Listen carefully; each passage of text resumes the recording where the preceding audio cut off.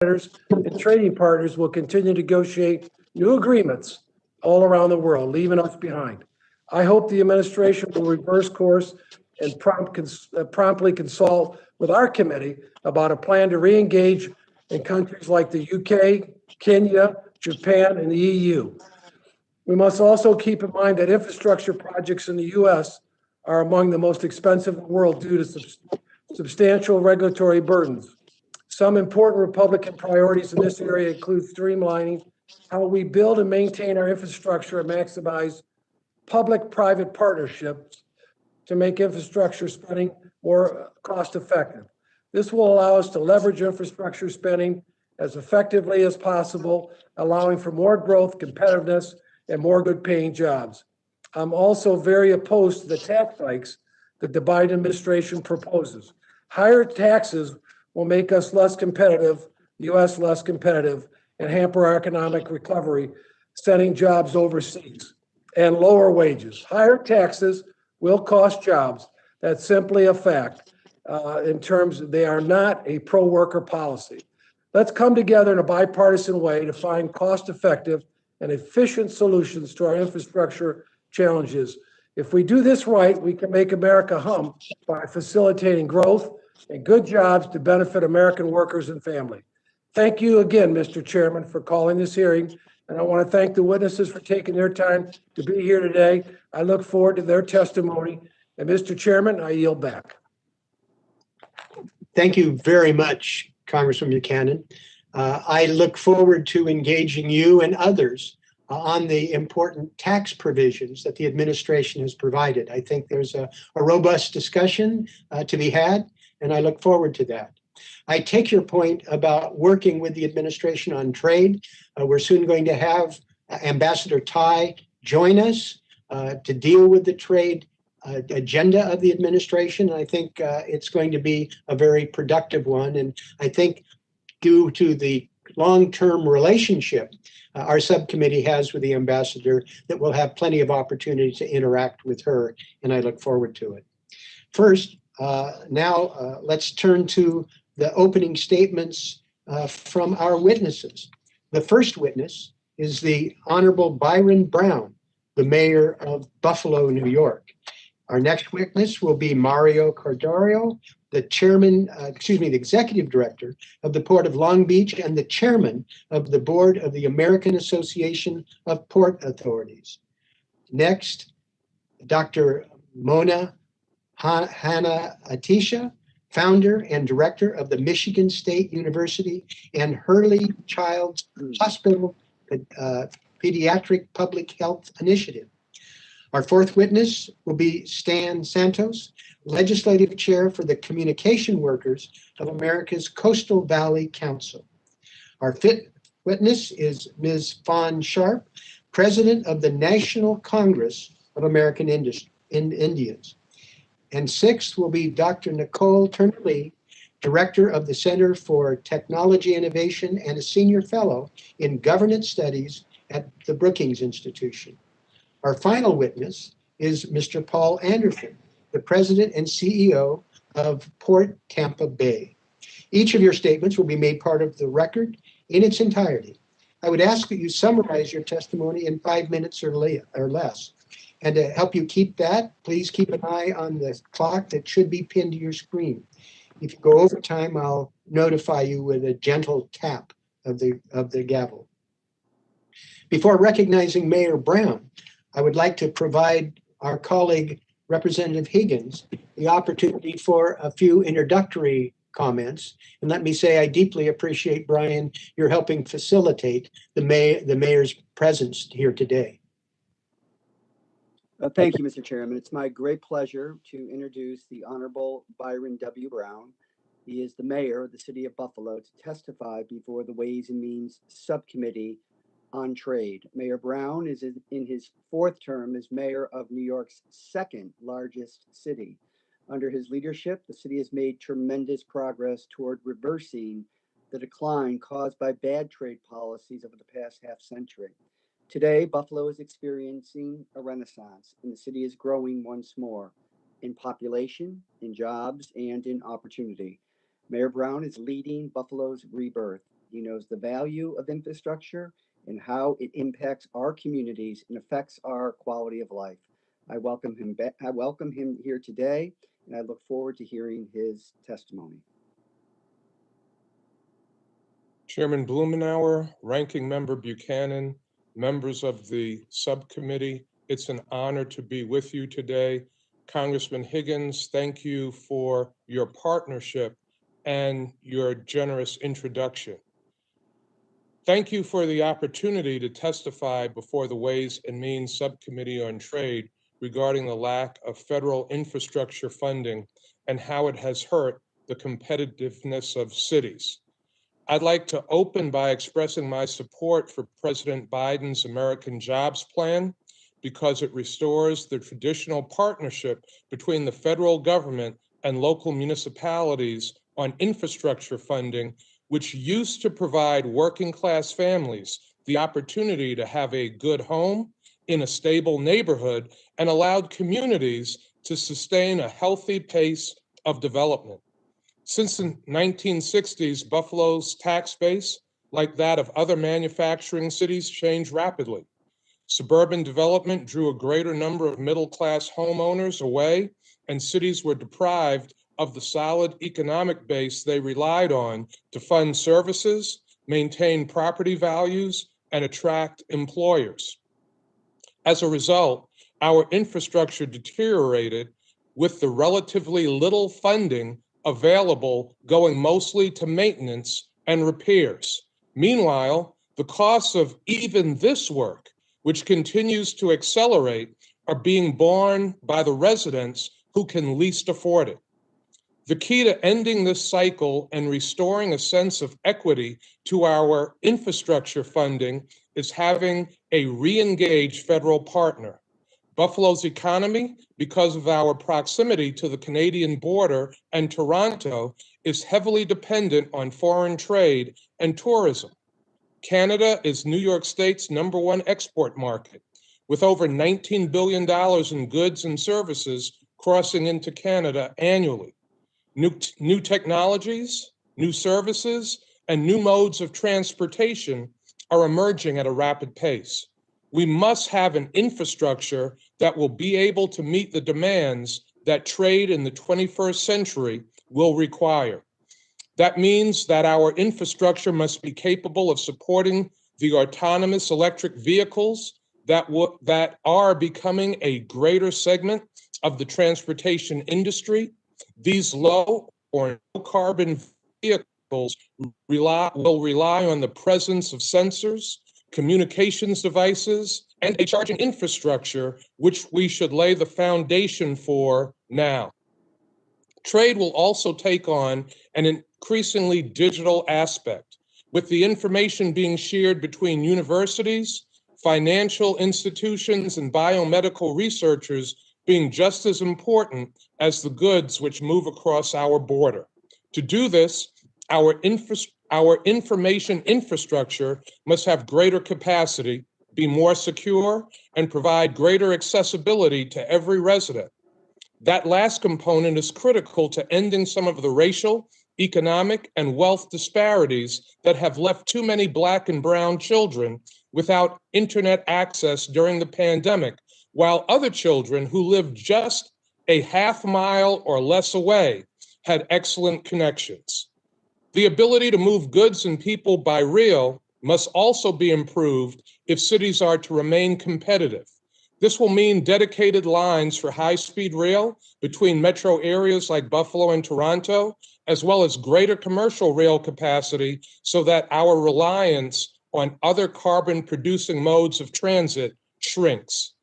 Through the right kind of infrastructure funding, the kind outlined in the American Jobs Plan, which advances our concept of infrastructure beyond just the roads and bridges built in the last century, we have an opportunity to grow our economy in an equitable and inclusive way.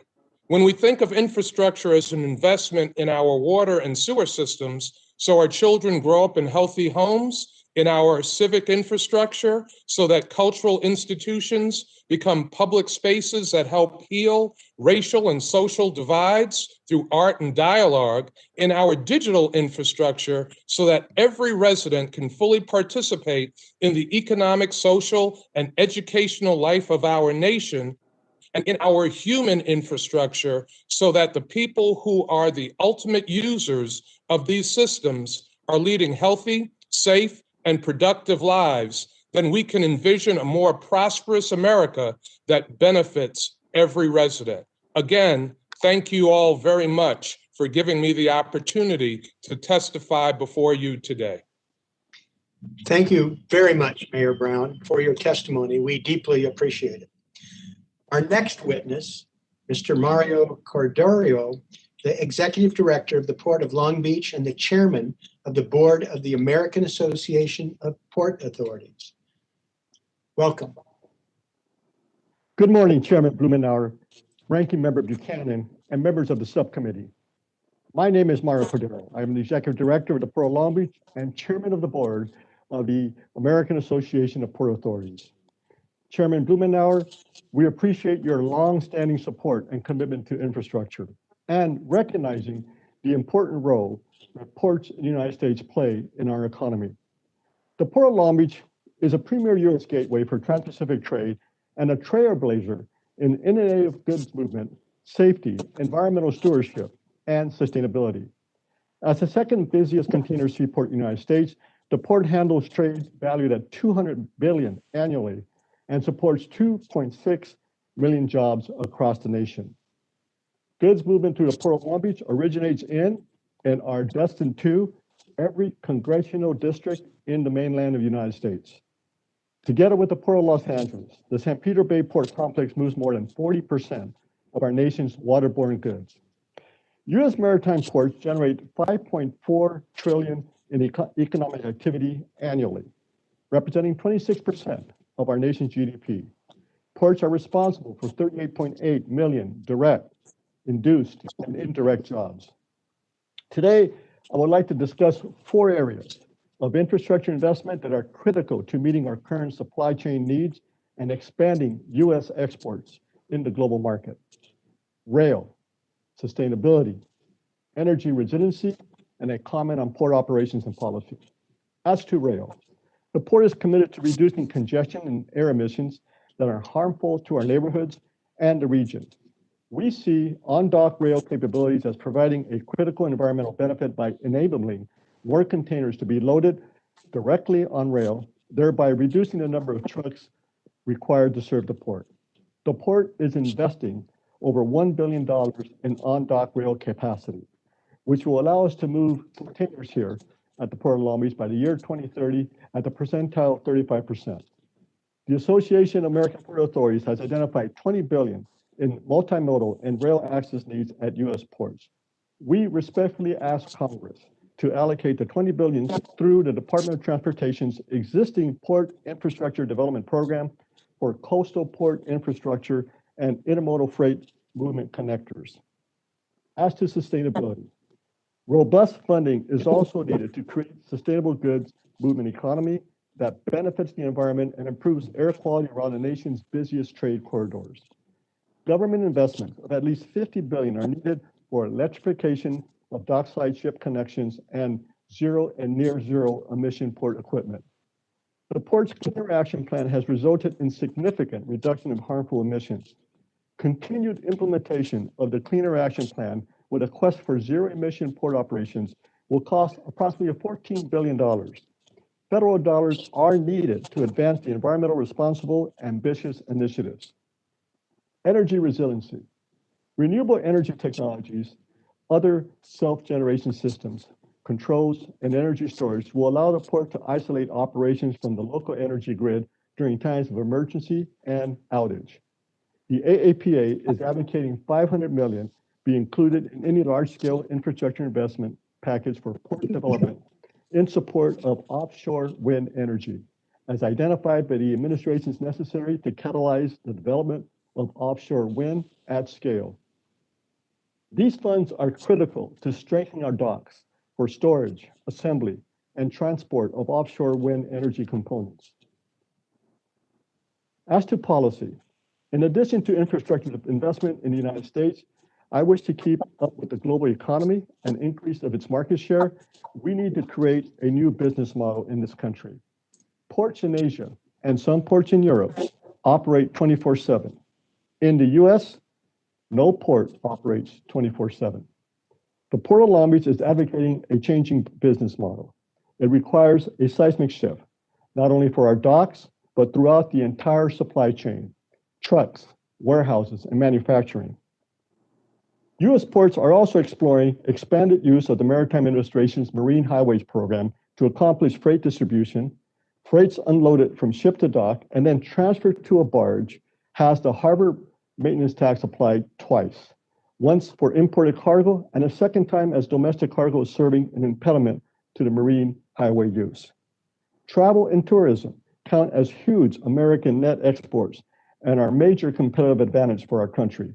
Let's safely open the tourism and cruise sector as the government is permitting with other sectors. In conclusion, Mr. Chairman, ports optimize trade and goods movement.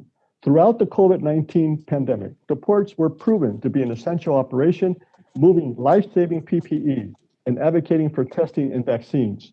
We build and invest even in crisis. Ports serve as an engine of economic prosperity in our communities and provide success in markets across the globe. But we cannot do this alone. America's ports need repairs, improvements, and upgrades. America's ports need government investment. Federal investment in port infrastructure will be critical to ensuring that the U.S. has a 21st century multimodal freight network to compete globally and deliver locally. Thank you so much for your time, and I'm happy to answer any questions that the committee may have. No, thank you for the testimony, and we deeply appreciate your leadership with the port sector across the country. Next, we're turning to Dr. Mona Hanna-Attisha, founder and director of Michigan State University and Hurley's Children's Hospital Pediatric Health Initiative. And I would like to turn to Mr. Kildee for a more elaborate and appropriate introduction. Thank you, Mr. Chairman, for giving me this opportunity to introduce Dr. Mona Hanna-Attisha and for holding this important hearing. Dr. Mona, as we call her, is a Michigan State University pediatrician who leads a critical children's medical clinic serving the kids of Flint. She also helps run the Flint lead registry through the Centers for Disease Control to help Flint and really our whole country work to eliminate lead exposure. And I especially want to thank my colleagues, Representatives Pasquale, Moore, Panetta, Horsford, and Davis for supporting my recent efforts to fund this critical registry. Dr. Mona is really the hero who exposed the water crisis in my hometown of Flint. When state officials were telling Flint residents that the water was fine, Dr. Mona exposed through children's blood level data that there was something wrong.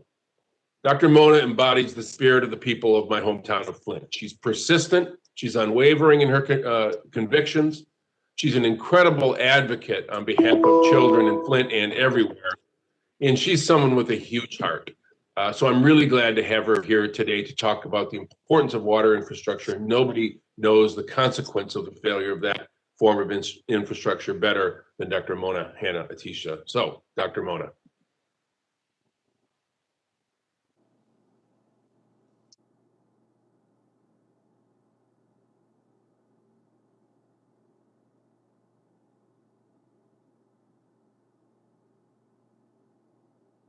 We may have temporarily lost Dr. Mona, it looks like. Well, if she doesn't reappear quickly, we'll move on and come back to her. Well, that was a terrific introduction, Dan. Yeah, I'll have to do it again, apparently. Okay. Then let's move to our fourth witness, Mr. Stan Santos, the legislative chair for the Communication Workers of America's Coastal Valley Council. Mr. Santos, you're now recognized for 5 minutes. Yes, can you hear me? We can indeed. Okay, very good. Thank you. Good afternoon, Chairman Blumenauer and Ranking Member Buchanan and members of the subcommittee. My name is Stan Santos, and I live in California's Central Valley. I've been a splicing technician with AT&T for 22 years and a proud member of the Communication Workers of America. Beginning in 1999, I worked in Silicon Valley building high-speed DSL systems for 3.5 years. There, as in other high-income communities, schools were being connected to the internet and students began to receive smart devices. I returned to the Central Valley in 2003. Today, in the farm worker communities surrounding Fresno, many homes, including those in newly built subdivisions, still rely on the same DSL speeds with barely 6 megabits per second that was impressive 20 years ago. They lack infrastructure for high-speed broadband. Meanwhile, Silicon Valley and affluent neighborhoods in North Fresno are wired with gigabit fiber. With the pandemic, the smoldering crisis of digital redlining has become a 5-alarm emergency. I've been visiting families and testing internet hotspots provided by school districts. I found extremely slow speeds and unreliable connections. These Wi-Fi hotspots are built with the lowest tier of connectivity to scattered rural cell towers. They are asymmetrical, with upload speeds that are a fraction of their marginal download speeds. So the kids may be able to see the teacher, but the teacher can't always see them. One rural school district I'm working in has over 3,600 students, has given out over 1,800 Wi-Fi hotspots. That suggests the majority of these families lacked any internet connection before the pandemic. Hotspots are inadequate and unsustainable, and we need affordable, upgraded, hardwired connections. Private sector underinvestment, the absence of competition, and decades of deregulation have really created a deeply harmful digital divide. 36% of US households do not have a broadband connection that meets the FCC speed definition. Access is stratified by race and income. A report that CAA authored with the National Digital Inclusion Alliance found that AT&T had made fiber to the home available for fewer than 1/3 of the households in its footprint. Today, the US sits far below many other wealthy countries in fiber access, with 31% of locations covered compared to over 95% in some countries. We need bold action to encourage greater broadband deployment. We need a bill that invests $80 billion in funding for broadband builds with proven technologies and strong accountability measures. The Accessible, Affordable Internet for All Act and the Biden administration's American Jobs Plan would accomplish this. This legislation would jumpstart broadband deployment in underserved communities and help close the digital divide. The $80 billion needed to close the broadband gap would employ many skilled technicians who are currently unemployed due to a series of industry layoffs. This investment would create 200,000 construction and technician job years and over 600,000 supply chain and induced job years. This doesn't even reflect the job growth that would result from new businesses that would flourish in all communities when they have broadband. But any broadband infrastructure bill must include standards that ensure the workers who build and maintain these networks can exercise their rights free from employer coercion and intimidation. The bill must strengthen accountability by prohibiting outsourcing to low-wage subcontractors to circumvent collective bargaining agreements. To ensure that the American Jobs Plan creates those good jobs across the economy, Congress should follow President Biden's proposal and include Protecting the Rights to Organize Act. Many workers can't organize in collective bargaining because of weak accountability measures for employers who intimidate or fire workers for exercising their rights. The PRO Act would help correct this power imbalance. As we emerge from the COVID-19 crisis, it's crucial that we build back better than before.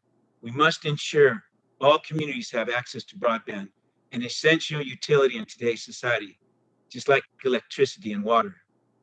Achieving universal access will require leadership from the federal government and significant investment so these communities finally receive the internet access they deserve.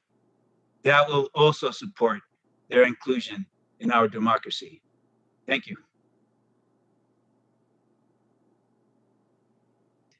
Thank you, Mr. Santos. We probably should have used your skill to try and get Dr. Mona back. We're working on that. But in the meantime, let me turn to Congresswoman Delbeni for our next introduction.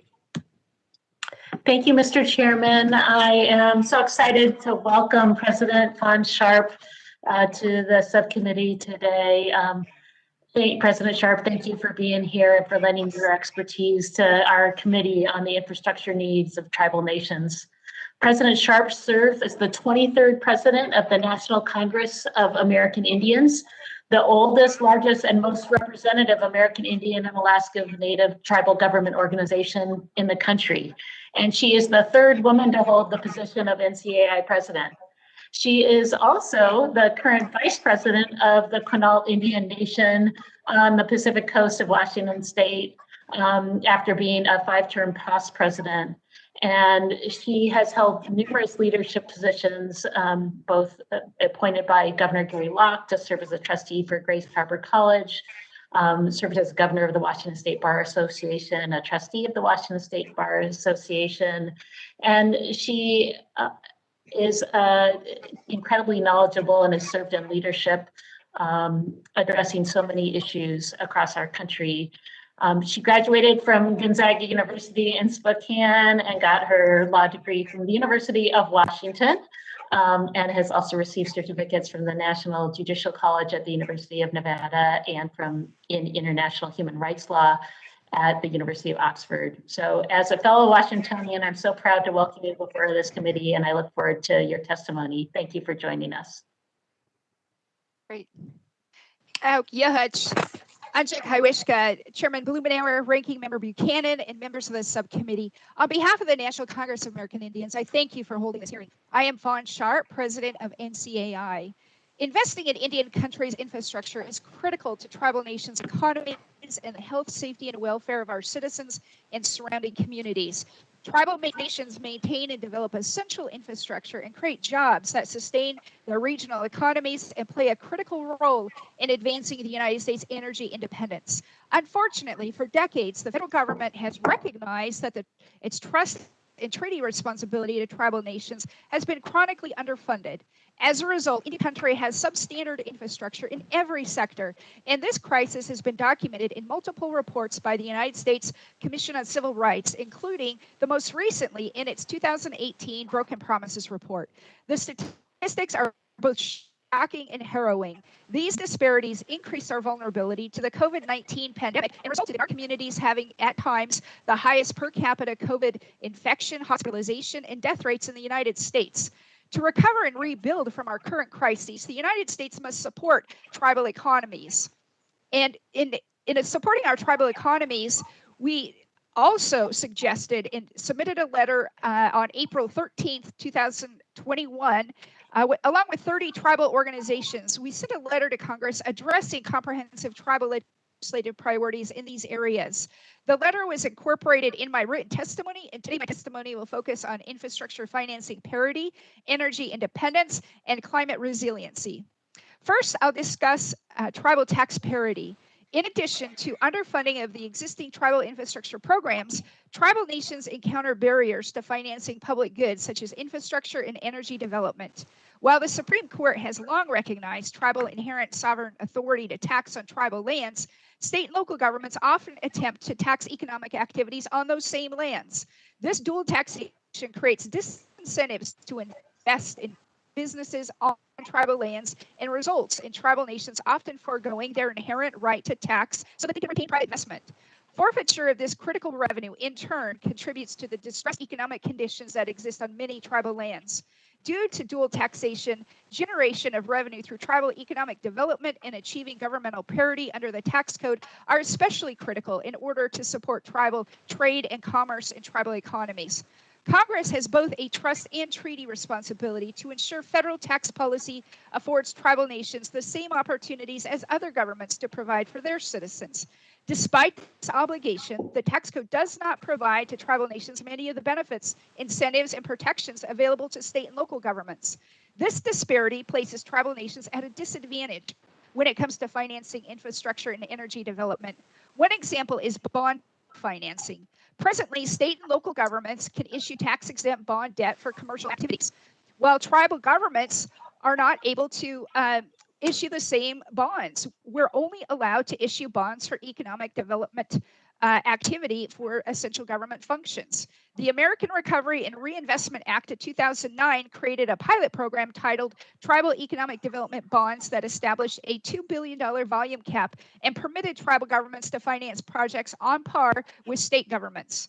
The cap has been met, and the Department of Treasury's report on the program recognized the value of TEDBs and has supported tribal government bond parity.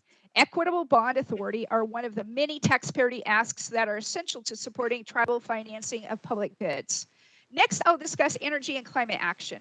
The energy resources of tribal nations are vast and critical to tribal and national energy security and the reduction of greenhouse gases. Despite this potential, tribal nations encounter significant financial and regulatory barriers to developing resources within their own homelands, including access to existing infrastructure and financing energy development. Comprehensive investment in energy access and development is needed for community and utility scale projects. Energy investment also provides opportunity to support climate action. Tribal nations are at the front lines of the climate crisis, responding to sea level rise, coastal erosion, and increased frequency and intensity of wildfires.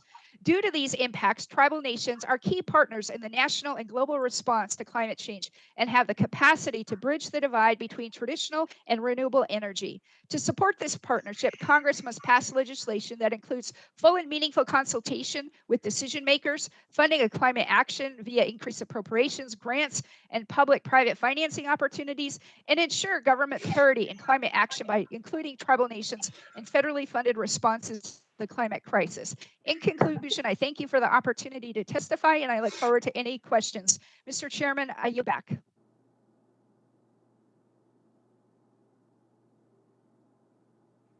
Thank you very much. That was a fascinating testimony. I look forward to our being able to explore some of the challenges of the dual taxation issues.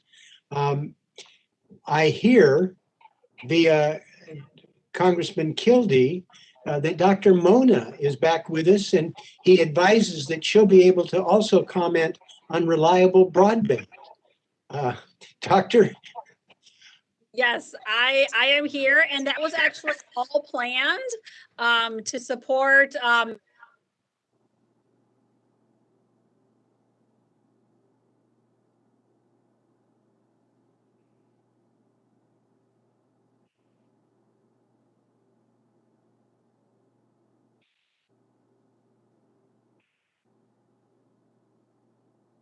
Oh, okay. We might have you switch off the video to see if that will give you an opportunity to speak to us, and we'll be able to at least hear you. Could you try that?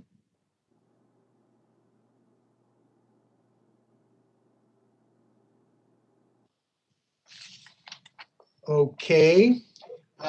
Well, I see Dr. Turner Lee, and perhaps, Doctor, we could turn to you while we continue with our broadband journey here. Sure thing, sure thing. Thank you. Okay. Just for introduction, I'm Dr. Nicole Turner Lee. I'm a senior fellow at the Brookings Institution, as well as the director of the Center for Technology Innovation there.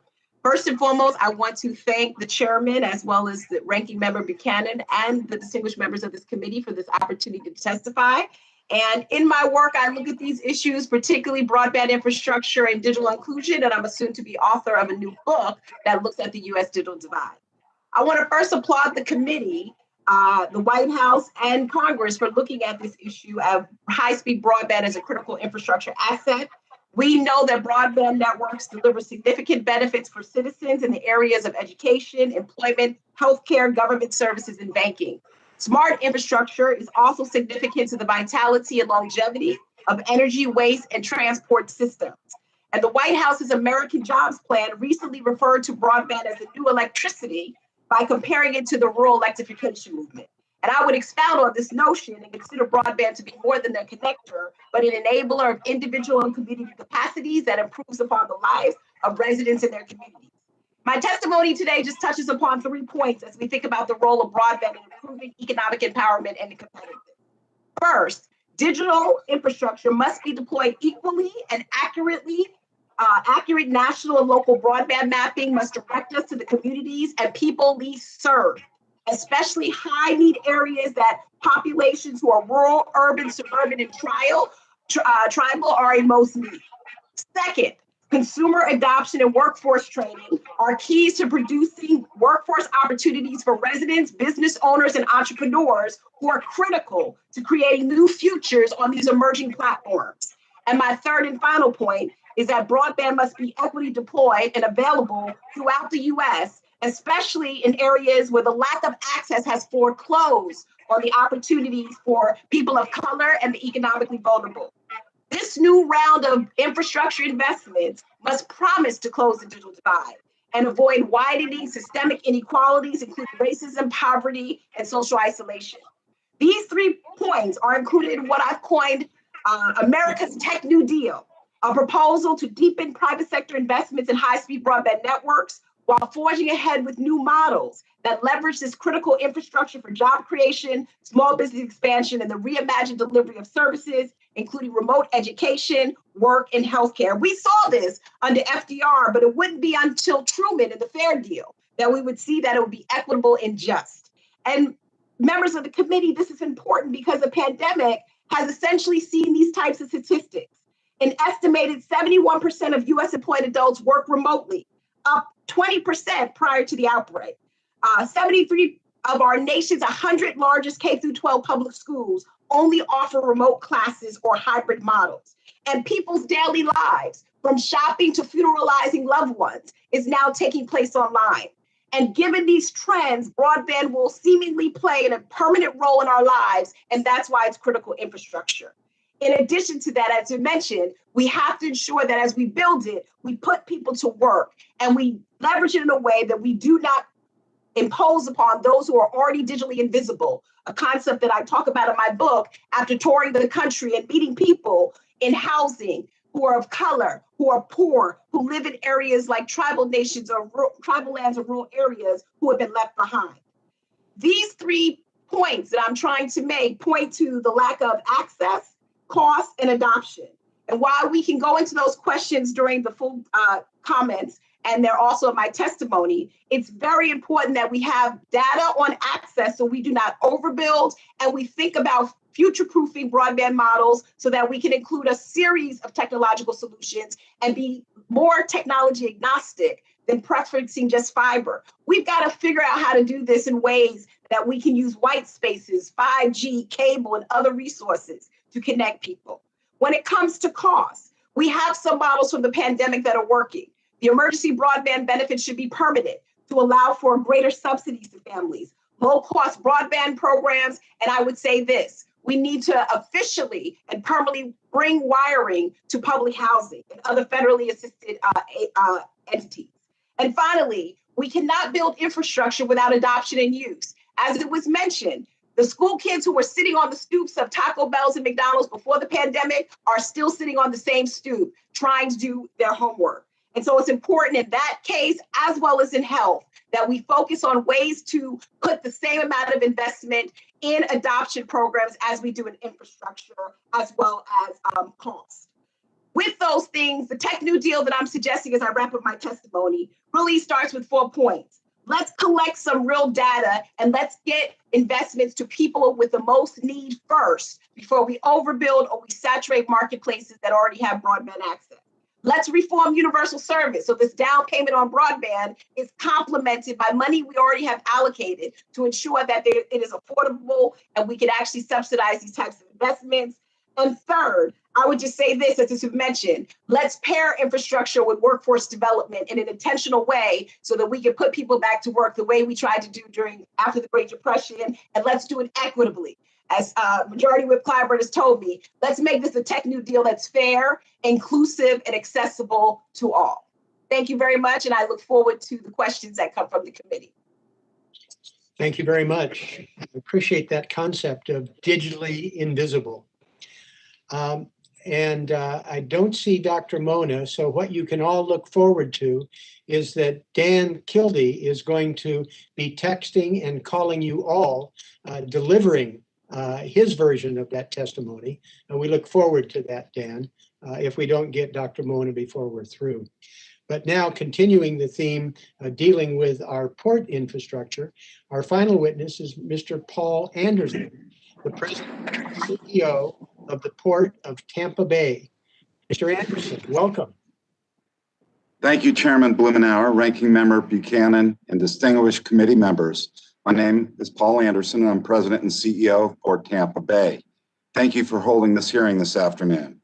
I also serve alongside our Chairman, Mario Cordero, on the board of the American Association of Port Authorities and serve as Vice Chair of the Coalition for America's Gateways and Trade Corridors. Ports and maritime commerce play a critical role in international trade. Commerce facilitated by ports generates $378 billion annually in federal, state, and local taxes. Port Tampa Bay is Florida's largest and most diverse port with an $18 billion economic impact, supporting 85,000 direct, indirect, and induced jobs. Notably, we serve as Central Florida's energy gateway, moving about 45% of the state's petroleum needs. This includes jet fuel for Tampa and Orlando international airports, as well as the fuel needed to support the cars and buses and trucks moving our residents and visitors and cargo. Containers are our fastest growing line of business. Port Tampa Bay is the closest and most efficient gateway to the Tampa I-4 Orlando corridor, and this area is home to the largest concentration of distribution centers in the state and one of the hottest industrial real estate markets in the nation. So many of the world's top shipping companies call it Tampa due to the investments we've made in the port's infrastructure, matching federal grant awards with our local funds. Importantly, every dollar invested in infrastructure yields a $2 to $3 return on economic growth. Port Tampa Bay works closely with our terminal operator, Ports America, and is in the middle of a multi-phased expansion, including dredging to accommodate larger vessels. Port Tampa Bay's infrastructure needs are significant, and we rely on our strong working relationship with the state and federal partners. We recently completed our biggest project, Big Bend dredging. We brought together the federal government, the state of Florida, our port, and two of our major private partners, Mosaic and Tico Energy. This dredging project created expanded access to international shipping lanes by allowing larger vessels to call at Port Tampa Bay. Celadon Development Corporation is a significant new manufacturing venture that will take recycled cardboard, use 1.2 million gallons per day of reclaimed water from our partners at the City of Tampa, and create a new recycled product for export. This $400 million private capital investment project, which at full capacity will support over 200 jobs and generate 1 million tons of recycled paper fiber for export each year. This public-private partnership will reduce our trade imbalance through the sustainable production of recycled goods. Port Tampa Bay engaged in another P3 to open a refrigerated warehouse, which is operated by Port Logistics Refrigerated Services. This facility has seen incredible growth and uses cutting-edge technology for the refrigeration and fumigation, and has an important productive partnership with federal and state inspectors. Increased trade flows from Latin America means that this facility is already in need and ready for expansion. As the United States is able to continue to negotiate bilateral and multilateral trade agreements to ensure the price consistency and other regulatory needs, facilities like this will continue to grow. In closing, Port Tampa Bay has experienced strong, sustained growth in collaboration with major international shipping lines, thanks to the unique location and infrastructure that our port offers. Also, the multilateral and bilateral trade agreements considered by this committee contribute to the positive growth we've seen in our diverse imports. These agreements have contributed to the growth of commerce flowing through our port and support the 17-county region we serve. Our port, our state, and our nation thrive on international trade. This committee has done a great job in supporting and fostering positive trade agreements and our nation's relationship with international trading partners. I'm proud to offer my support for improvements in this area, and I stand ready to assist this committee however I can. Thank you again. Thank you very much, Mr. Anderson. We appreciate your testimony as well. I must say I'm getting a little car sick looking at Congressman Rice and what's going on out the window. But we do have Dr. Mona back. This is an effort by Dan Kilby to try and build suspense for this testimony. I think it's working, Doctor. The floor is yours. Thank you. My sincere apologies. I wish I could have said that I did that on purpose to support our broadband efforts and the need to invest in broadband infrastructure, but it was not done on purpose. Can you guys hear me? Yes, we can. Yes. Okay, good. Just want to make sure. All right. So thank you, Congressman Kilby. Thank you for that kind welcome. Congressman Kilby's North Star has always been the best interest and the greatest potential of our children. Thank you. Thank you, Chairman Blumenauer, Ranking Member Buchanan, and everybody else that's part of this committee.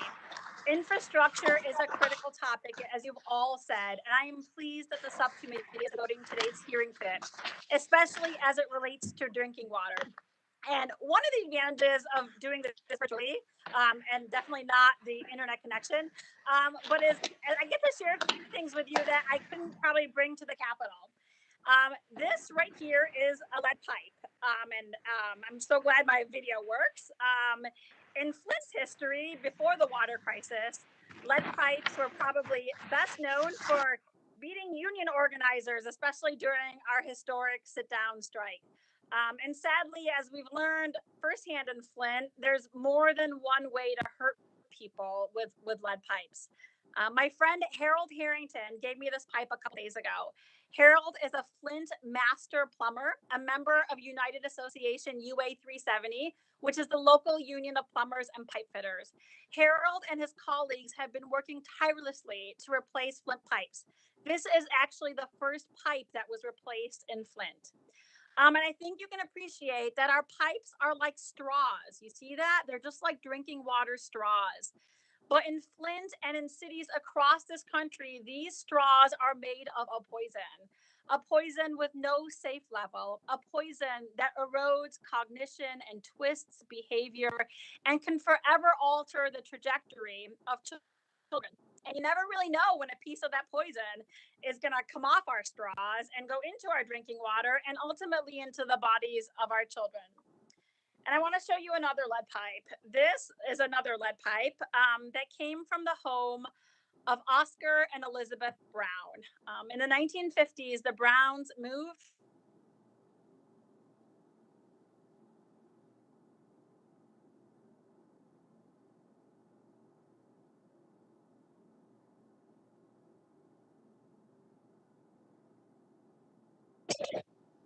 from Mississippi plant, and they lived in Flint, raising and nurturing generations of their family. Their entire family, including Dana, their great-grandson, drank water from this lead pipe.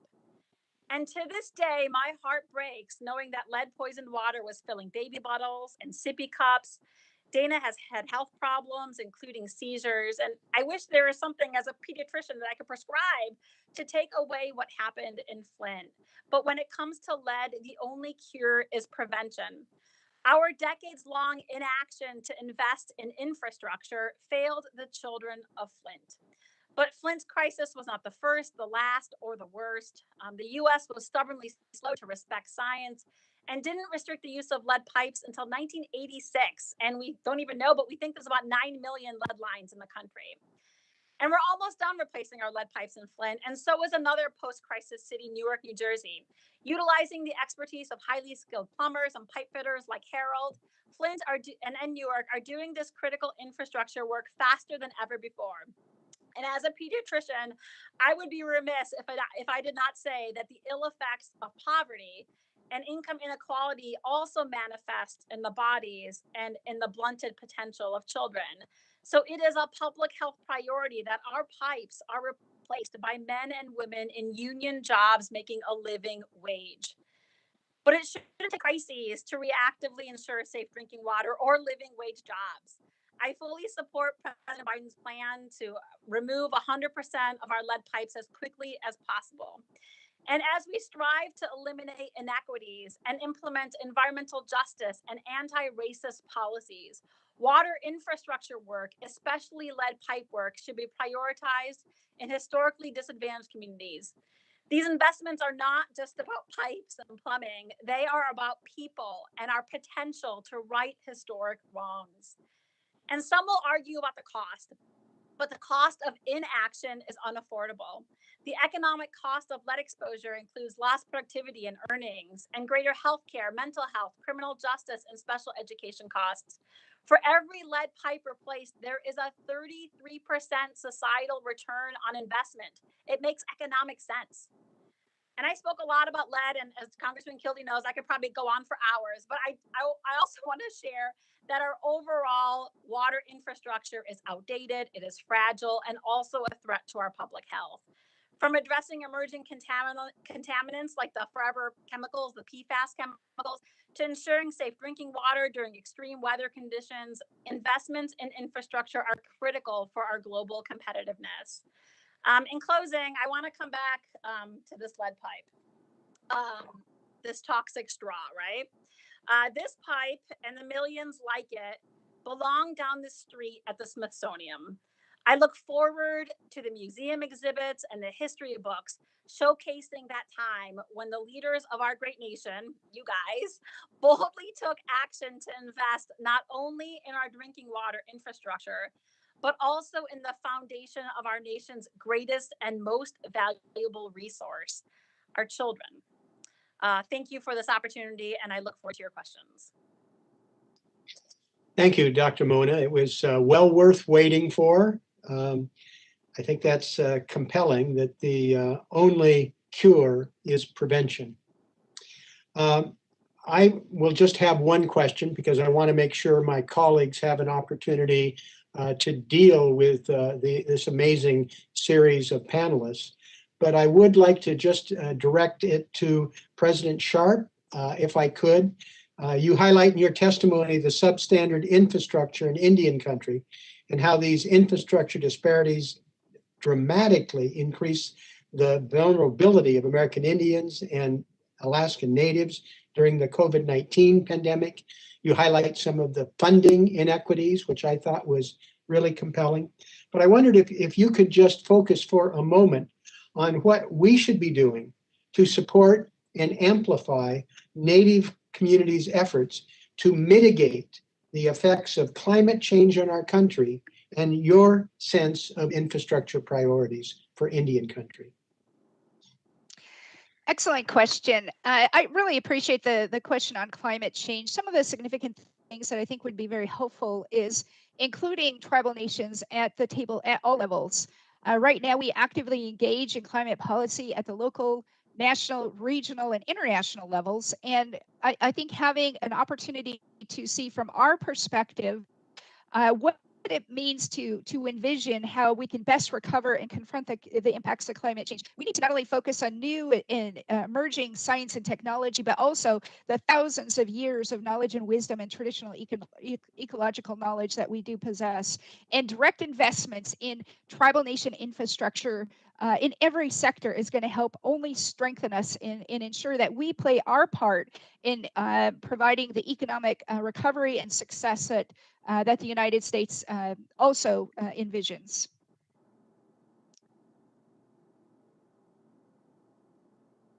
Thank you. I think that's very important point about millennia of experience with Native people and how to rebalance that equation. I appreciate your testimony.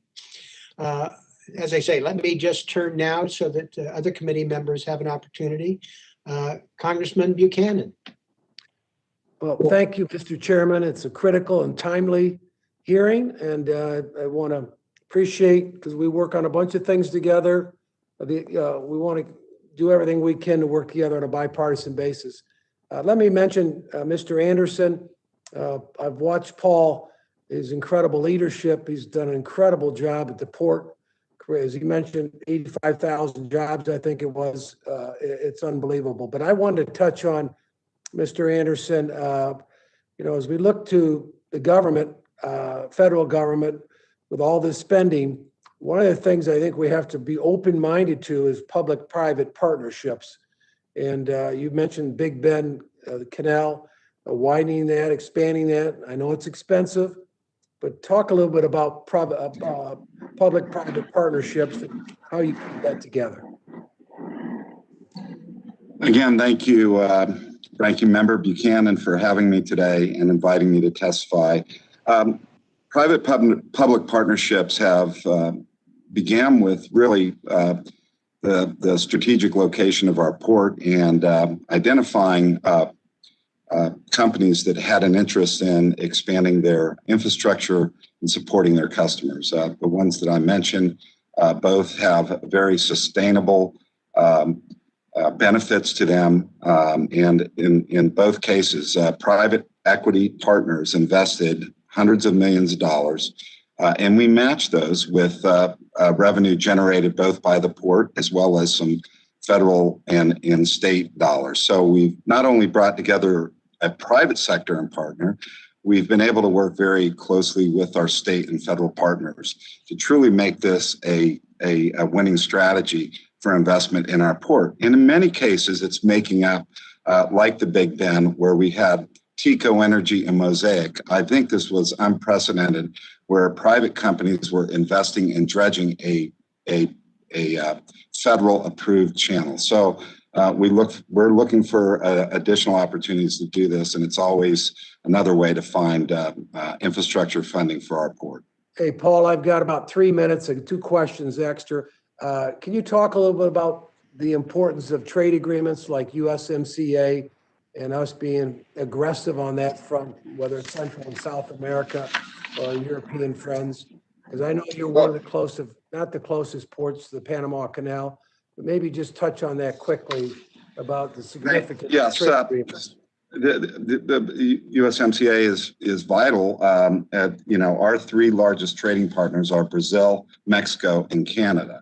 And it's really critical that our trading partners and the United States have clear regulatory guidance on our trade, as well as what the benefits are to those trading partners. And I believe it's still early in the process for seeing benchmarking benefits, but we're definitely seeing those. We just recently Mario Cordera, my friend and colleague, mentioned marine highways. We have a marine highway from Texas to Tampa, utilizing that, and that's a cargo coming from Mexico into Texas, and then using a barge instead of using trucks, and that is a direct benefit of the USMCA. Let me ask you the last question. In terms of, I think you mentioned to me you were the first port dedicated to an environmental program, reducing air emissions, reducing waste, conserving energy. Maybe you could talk about that. I think you're one of the ports a leader, or the first port really to be that focused on environmental sensitive issues. Well, I believe all ports are focused on environmental sustainability and bringing balance to what we do for consumers and American citizens.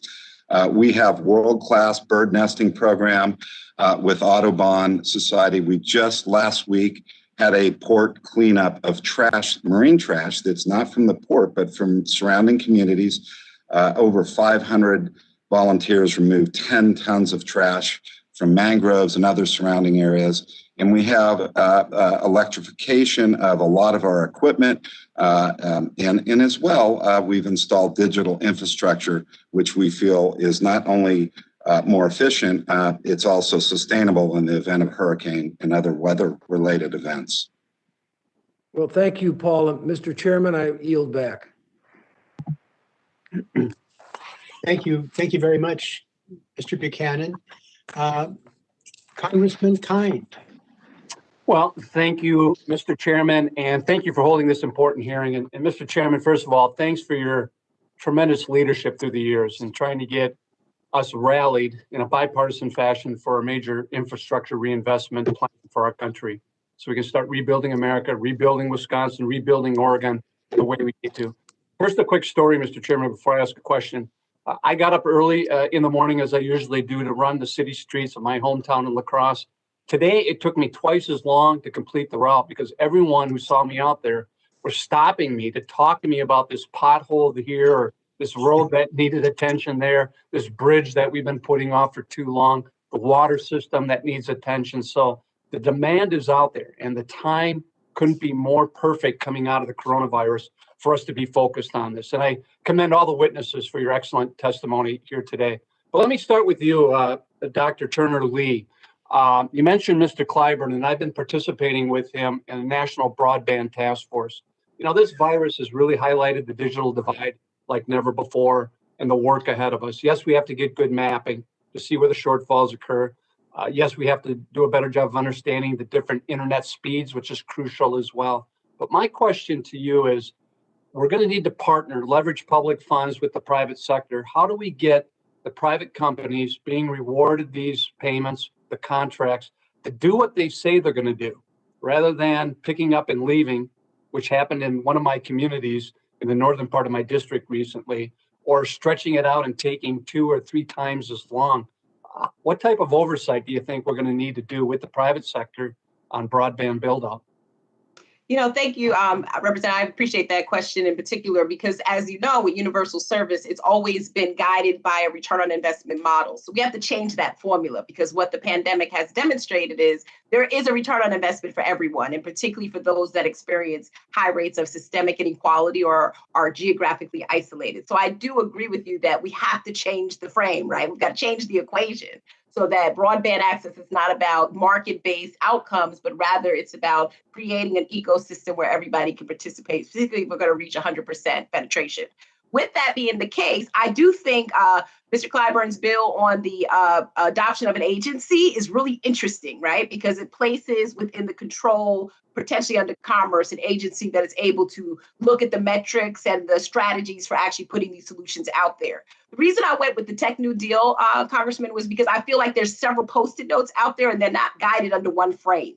And so I think it's important for us to also evaluate, not just because, waiting for the map to happen, but to evaluate where do we need to put these investments where we know it's going to have a duplicative investment in terms of the quality of life for residents, as well as the type of entrepreneurship and enterprise development that we want to see. So until we, again, go back and change those models in which we've looked at how we wholesale investment, until we change the preference of certain technologies and become more technology agnostic, and allow us to bring in different technologies that may work for smaller communities versus larger communities. And until we have an agency that is guided by these public-private sector partnerships and bring in civil society organizations, we're going to build a lot, but we may not have the demand that we need. And so to your point, I'm arguing, let's change these contribution guidelines. Let's bring a all hands on deck strategy, and then let's focus on use cases. Maybe we need something like a No Child Left Offline initiative to just focus school leaders to close that divide. And so thinking about that may get to what you're talking about. Thank you for that response. And for the committee's information, we just had a great hearing in the Health Subcommittee too about telehealth and the importance of broadband expansion and closing the divide. I mean, Mr. Chairman, before my time, I'd be remiss as the representative with more miles on the Mississippi River than anyone else, that I hope as we move forward, we're also paying attention to the inland waterway infrastructure needs. I've got an aging lock and dam system up and down the Mississippi in the 1930s. It's being held by tape and bubble gum right now. Crucial route for exports, especially for advanced manufactured products, agriculture products here as well. And Ms. Sharp, I know we're running out of time and we won't be able to get into it, but I do draw your attention to my Tribal Tax and Investment Reform Act. We're hoping to reintroduce that in a bipartisan basis, bringing parity to tax treatment with tribal governments throughout the country, along with local governments. And I think that too will help deal with the infrastructure needs that we have. As a representative of the Ho-Chunk myself here in Wisconsin, St. Croix, Chippewa, the Oneida, the Potawatomi, I get a lot of feedback from them about the need for tax parity treatment within the tax code. So I look forward to working with you on that. Thank you, Mr. Chairman. Thank you, Ron. I look forward to learning about your legislation, and I appreciate you referencing the challenges in the Mississippi-Missouri river system. Next, we have Congressman Nunes. Thank you, Mr. Chairman. I appreciate the opportunity in the hearing today, and it's an opportune time, specifically as it relates to some of the challenges we're having on the West Coast as it relates to China. And Mr. Cordero, I'm just going to ask you a question. I'm only going to have this one question, so I just wanted to bring it to your attention and I think give you an opportunity to walk us through what we should be looking at as some of these trade challenges that we're having, specifically with empty containers going back to Asia. So I know that there's been consistently in not only your port, but Oakland and others, there's been a challenge getting the containers unloaded, and then they're going back empty. There's been some news stories on that. So could you kind of walk us through, is this because there's not enough labor at the port? Is there just more traffic at the port? Is it all the above? It would really help the committee just to gain that understanding from your real world experience, because this is something we haven't seen, I think, for quite some time. Matter of fact, I was actually was flying over Long Beach a couple weeks ago, and I'd never seen so many ships and container ships that were out in the ocean there waiting to be unloaded. So take all the time that you need, but if you could just walk us through those challenges so we get a better understanding. I thank you. Sure. Thank you for your question, Congressman. I think it's a great question, because the fact of the matter is every port gateway, I think it's fair to say, is experiencing a surge of imports. So primarily, what we're experiencing right now is the consumer demand here in the United States that has elevated at a point that we did not expect, obviously, a year ago. So suffice to say that added to that, the e-commerce model. You know, Americans now can shop what I term 24/7. You can shop at 10 at night, you can shop at 4 in the morning. So what does that mean? Well, we've had a huge demand from our imports, particularly in Asia. So what has happened is the international carriers are rushing to have those containers sent back to Asia to bring back more imports. In terms of the bottom line, what the international carriers are experiencing, I'm talking about these vessels that bring the containers to the West Coast or to the United States. They're charging now approximately, round figure, around $5,000 for that container to come from China to the West Coast. That is twice the charge now, twice the cost of that it was a year ago because of this demand. So how does that impact the question that you just asked? Well, these containers, of which we do not have enough of, are not being held here for the American exporter. They're being rushed back to Asia to, again, have that container with products to come back to the United States. So that's one reason. So I think one of the questions that we're learning here, lessons learned, is the importance of investment in infrastructure and equipment. So whether it's containers, whether it's chassis, whether it's rail cars, it has come to an inflection point in terms of what has meant to the U.S. ports. So I think that's a short answer to a very good question that you posed. Thank you very much, Mr. Cordero. And I know you've had a real challenge there, and obviously it's important, I think, for the Congress just to have a understanding of what you're dealing with. So some new circumstances that we haven't been used to. So with that, Mr. Chairman, I appreciate the time and opportunity, and I'll yield back. Thank you, Congressman Nunes. That was an important point, and I appreciate Mr. Condero giving us the context to deal with it. I still have ringing in my ears the "no child left offline." I think that's terrific. I may use it, and I may not attribute it. May claim it for my own. It's terrific. All right, we now have Congressman Davis. Thank you very much, Mr. Chairman, for a very important hearing. I also want to thank all of the witnesses for their participation. I too, like many others, have a great deal of concern in relationship to broadband and making sure that there is the opportunity all over the country for everybody to be connected. I also have an interest, though, because there are many people who don't have resources to purchase technology equipment. And that's why I introduced the Technology Equity Act. And of course, Dick Durbin introduced it in the Senate. And we're going to be working to try and make sure that individuals have the opportunity to acquire what they need.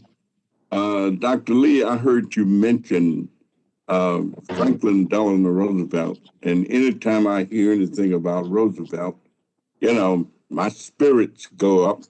I'm a big fan of everything that took place during the New Deal. And I'm thinking, as we talk about infrastructure development and spending all of the money that we're going to be spending, in my community, in my district, in my city, more than half the young African-American males between the ages of 18 and 30 have never had a job during their lifetime, don't work, are not in school, not in any kind of training program.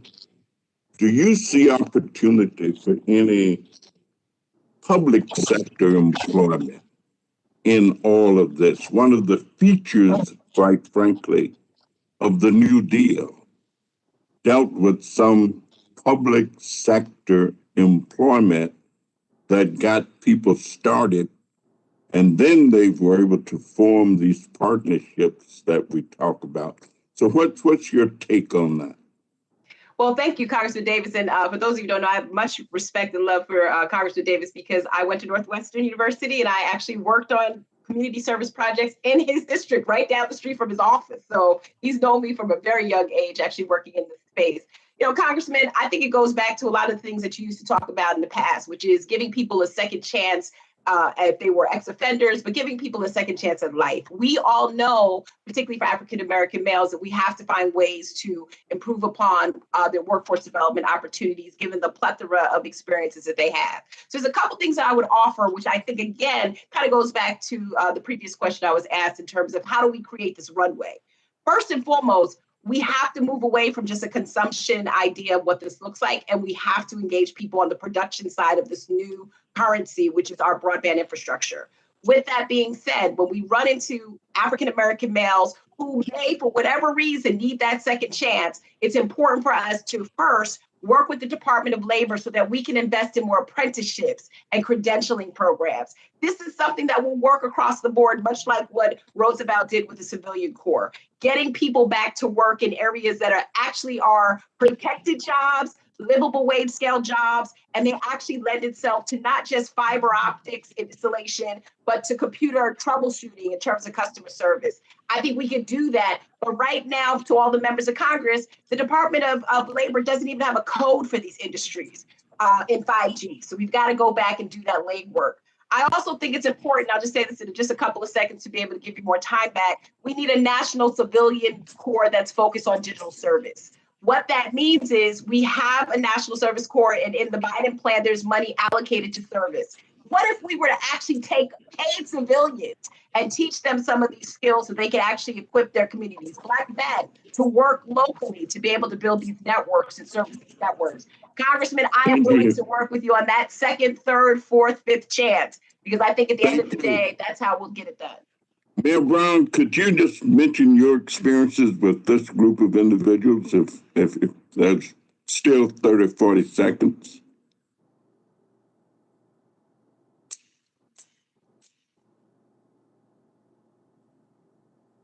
I think he's muted. He's muted, yeah. Yeah, sorry about that, Congressman. We've stood up programs in Buffalo, working with the Buffalo building trades for pre-apprenticeship opportunities.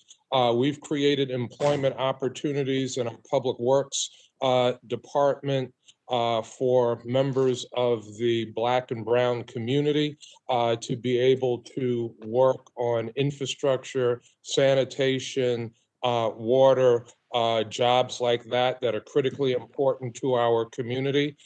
So there is a place for this in the public sector, reaching out to underinvested communities, underutilized, marginalized communities. And I think that government should provide those opportunities. Thank you so much. And Mr. Chairman, thank you for your indulgence, and I yield back. Thank you, Congressman Davis. Next, Mr. Higgins. Thank you very much, Mr. Chairman. And Mayor Brown, I want to ask you about two issues that are part of the president's jobs plan.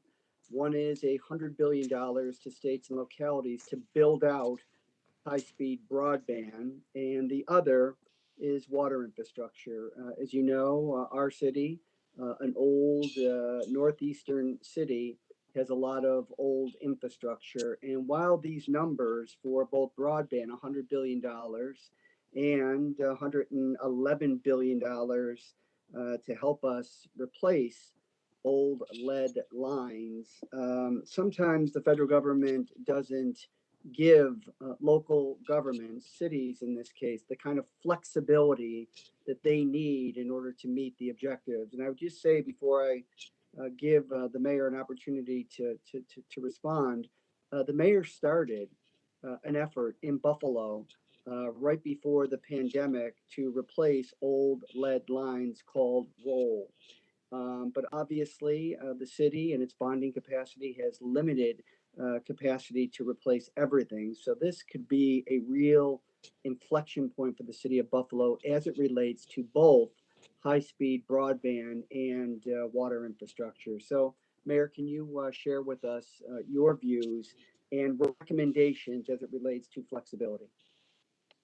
Thank you very much, Congressman Higgins, and thank you for your friendship and your diligent and very impactful work in Buffalo, Western New York, and our nation, particularly around some of these issues.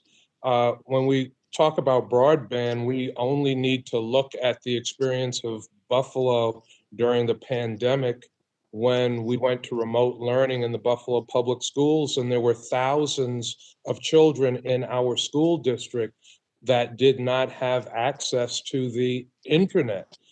We had to partner with the private sector, and we partnered with the Buffalo Bills Social Justice Fund. So we were able to get Spectrum cable to reduce the cost of internet service. And we were able to partner with players from the Buffalo Bills ownership and coaches that came up with $500,000 to help us provide internet to underserved children in the Buffalo public schools. But classic example that government couldn't do it on its own. We needed help from the private sector, and clearly makes the case for resources needed from the federal government to address the digital divides and lack of broadband access for children, not only in Buffalo, but all across the country. We've also talked a lot during this hearing about water lines, lead water lines. Water lines carry the drinking water from the city's main to residents' homes. And when these lines are compromised, either as a result of a break or a leak, they need to be replaced. And when lines are only repaired, lead particles are distributed and can enter a home's drinking water. We came up with roll, replace old lead lines in Buffalo, because we knew this was a problem. We started the program in 2020, as you mentioned. To date, we've replaced hundreds of old lead lines, old water lead lines, at a cost of over $3 million. But we estimate that there are nearly 40,000 lead service lines throughout Buffalo alone. And the cost of replacing all of those lines is somewhere in the neighborhood of $350 million to $500 million. So this is an issue not just in Buffalo, as we've heard from others that have testified. This is an issue all across our nation. So one of the reasons why I so strongly support President Biden's American Jobs Plan. Thank all of you for your interest in supporting the plan. And I think it's critically important that Congress act to provide these needed resources to our communities. Thank you very much. Thank you, Brian. Thank you, Mayor. Congressman Rice.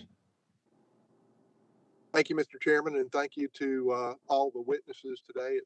I always learn so much in these hearings, and I appreciate everybody's perspective. My focus in Congress is on jobs, and American competitiveness, and that's what I work on every single day. And we had made tremendous progress with the Tax Cuts and Jobs Act by making our tax system competitive in the world.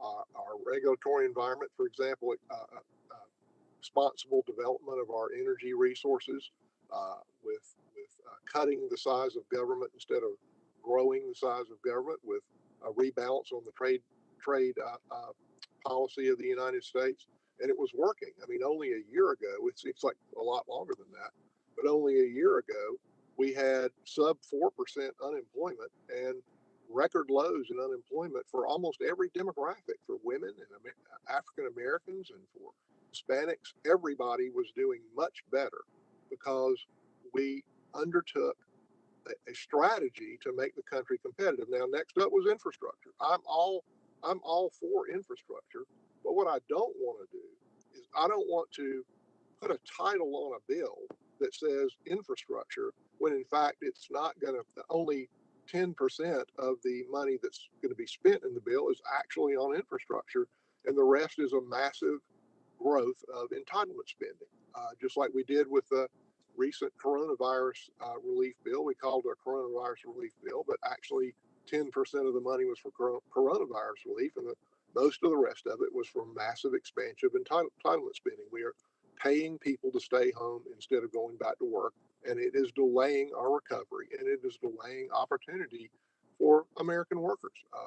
It makes them reliant on the government, and it stifles our economic growth. And you would think that having just been through 8 years of the Obama Biden administration, that the president would have learned that, because he came in a time of a crisis, and instead of cutting taxes and trying to make the country competitive, they grew government, they raised taxes, and the result was a long, drawn-out, stagnant recovery, at which the end of 8 years, we had dropped from 10% unemployment down to 5% unemployment.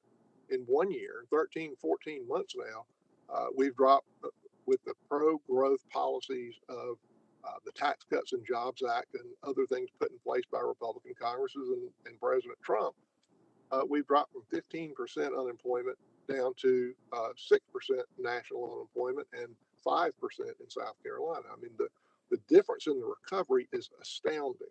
And I want to do an infrastructure plan. I think we can't have a competitive economy if we don't have world-class infrastructure.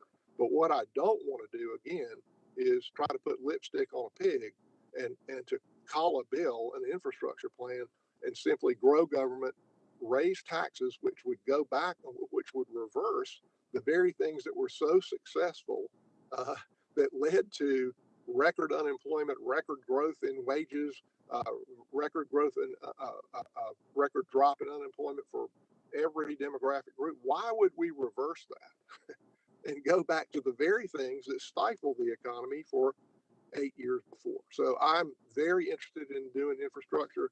I think we have to do it. And what I don't want to do is make ourselves a little more competitive in that area, while at the same time making us less competitive in other areas. I do have a question for Mr. Cordero. Mr. Cordero, the Charleston Port is not in my district. And I have some of the poorest areas in South Carolina in my district, 3 counties that are majority African American, and 30% of the people live in poverty. And we put a rail laydown yard right in the middle of those 3 counties. It's called the Charleston Inland Port. It's right where 95 comes into South Carolina from the north. And trucks, instead of driving through South Carolina and tearing up the roads and polluting and creating traffic, they can pull off there right where 95 comes into South Carolina, offload at the Dillon Inland Port. And it's been a massive success. Created 2,000 jobs in the first 2 years. That's an example of successful infrastructure. I want to know, is California doing the same kind of thing? Yes, Congressman. I think when I mentioned emphasis on priorities on infrastructure, the number one on the list was rail, for the reason you just stated. I think ports throughout the nation desperately need rail connectivity, whether it's within the harbor and that connectivity to the marine highway, and of course, very, very important to our American exporters, particularly in the Midwest. So there is an emphasis on rail. However, whether it's at the state or whether it's at the federal level, I think my point here that I would like to leave the committee is the more infrastructure spending, particularly on rail, in the harbor, in the ports, and that rail connectivity of which you mentioned. I think for us here in the West Coast, the inland rail project connectivity is of paramount importance. And with that, again, given the expense that goes behind that, we're appealing that the federal government pays a little bit more attention with regard to rail connectivity overall at our nation's ports. And you mentioned a very good reason. I think the environmental footprint with regard to those corridors certainly is a lot friendlier with regard to having trucks on the highways, particularly that a lot of these corridors are communities of color. The time has expired. We'd ask folks not to ask their questions in the last 10 seconds, because I do want to make sure. You figured me out. Oh, never. I'm sure it was just coincidental, but I hope going forward that we are respectful for the other colleagues who haven't had a chance yet. And speaking of colleagues who haven't had a chance yet, Dan Kildee, it seems like you've been spotlighted throughout this hearing. I've been busy. Well, thank you, Mr. Chairman. And as you know, I talk a lot about my hometown of Flint. I'm going to do a little bit more of that right now because I care about my home community, which has been through awful hard times that precede the water crisis. But during that crisis, this city of 100,000 people were exposed to dangerous levels of lead. And as Dr. Mona has said, lead is a deadly, dangerous neurotoxin. It affects brain development. It has lifelong impacts in children. And when residents started complaining about the quality of water, the state officials at that point in time told them quite literally, this is a quote, just relax. So it was because of the research that Dr. Mona did, looking into the blood levels, lead blood levels in children, that the state was finally forced to reverse course and start to act. But as many of my colleagues know, and I know I've talked to Congresswoman Moore about this, Flint is not some sort of an anomaly. It's a wake-up call for the rest of America. Because as Mayor Brown said, lead service lines in Buffalo, I know in Milwaukee, in Newark, you name it, all these older industrial cities have this problem. And so when I hear some of our colleagues say that they don't believe that replacing lead lines fits the definition of infrastructure, I just tell them to come to Flint, come to talk to my constituents who really still don't even trust the water because they were lied to by their own government about the quality of that water. So in President Biden's American Jobs Plan, he has a transformational plan to rebuild bridges and roads and replacing every lead pipe in America. That's what we have to do. So I want to turn again to Dr. Mona and just talk to us a little bit about how investing in this sort of infrastructure, removing lead lines, makes us more competitive. I mean, and I'll just give one anecdote. It cost us about $120 million to replace all the lead lines in Flint, but the cost of the failure in Flint is right around $1 billion right now when you look at even the proposed civil settlement. So, Dr. Mona, could you talk about the other aspects of this that cause us to be uncompetitive, the long-term impact on the productivity of kids, for example, and compare this to how other countries are addressing the issue? Yeah, that's a wonderful question. You know, when we finally restricted the use of lead in paint, you know, we also didn't eliminate it. It's still underneath those layers of paint. It was said that we were able to raise the IQ of the nation when we finally stopped using lead in paint. And the same will be said when we finally get rid of the pipes that are literally, once again, the straws that deliver our drinking water. You know, there's been so many wonderful ripple effects of the Flint water crisis. We have been able to shine a spotlight on this issue all over. The story of Flint is not an isolated story. It is a story that continues throughout this nation. Too many people, too many children, predominantly disproportionately vulnerable children, are drinking their water once again through these straws. And the science is clear. There's no safe level, and that's where it decreases our competitiveness as a nation. It literally drops IQ levels. It impacts behavior, causes developmental problems, attention problems, focusing problems, growth problems, hearing problems. Kids exposed to lead as adults get things like high blood pressure and early dementia. These are life-altering consequences from drinking something you can't see, you can't taste, you can't smell. That is literally ubiquitous in our drinking water infrastructure. So we will make our nation smarter and stronger and healthier and more competitive in this global economy, because we need every single IQ point to compete in our nation. When we finally, you know, rid our nation of this public health scourge. We never should have put leads in our plumbing. We've known about lead pipes for centuries. The Romans used it, and there's theories that hypothesize the demise of the Romans is because they built their aqueducts on lead pipes. So we've known that lead was bad for a really long time. Yet unfortunately, we've failed to act. We've lacked the political will to do this hard work, but this work that once again makes sense for our kids, but also really makes solid economic sense and global competitiveness sense. Thank you, Dr. Mona. And I'm old enough to remember a TV commercial that went something like this: you can pay me now or you can pay me later. And I think when it comes to this issue, we are going to pay an enormously painful price if we don't fix this problem now. And it's not just going to come in the form of dollars and cents that we will lose. The loss of possibility for kids is impossible to put a number on. And so I thank you for your testimony. And Mr. Chairman, I thank you for allowing me to participate and to have Dr. Mona be a part of this. Thank you. I yield back. Thank you, Dan. Congressman LaHood. Well, thank you, Mr. Chairman. And I want to acknowledge all of the witnesses for their vital testimony today, and great to be a part of this hearing. I want to follow up a little bit on Congressman Kine's comments about the Mississippi River and the importance of the inland waterway system as it relates to our growth in trade. My district that I represent is the 8th largest in the country in terms of corn and soybean production. And I remind folks that the number one industry in the state of Illinois is agriculture and agribusiness. And I think about the amount of product that gets put on barges in my district and goes down either the Illinois River or the Mississippi River to New Orleans, gets offloaded and goes all around the world. And, you know, it's interesting that America makes up 4.5% of the world's population. And so it's vital that we have customers and markets around the world to ship our products.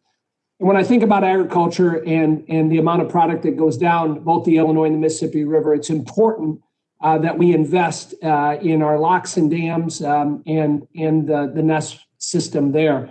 My question is for Mr. Anderson, and I'll just highlight a little bit more on the inland waterway system. In 2020, the Mississippi River locking system moved more than 40 million tons or $10 billion in product of U.S. corn, soybeans, and wheat to export markets.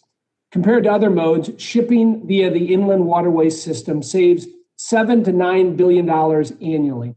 This is in part because barge transportation provides the lowest cost method for shipping bulk commodities over long distances, from interior states where production occurs to coastal export destinations. However, in recent decades, as we've heard on this call today, in this hearing today, we've seen how red tape is holding back the export capacity of the United States' agriculture footprint. For example, NEST, which is the Navigational and Ecosystem Sustainability Program, was authorized in 2007 by the Congress to construct 7 1,200-foot locks, but they still await appropriation to begin the construction. Even after bipartisan multi-state support as one of the largest support from across, as one of the largest soybean exporters in the U.S., Illinois has led the country for the last 5 years with soybean production. We continue to look at how do we expand these locks along the Mississippi River to the 1,200-foot locks from the current 600 lock chambers.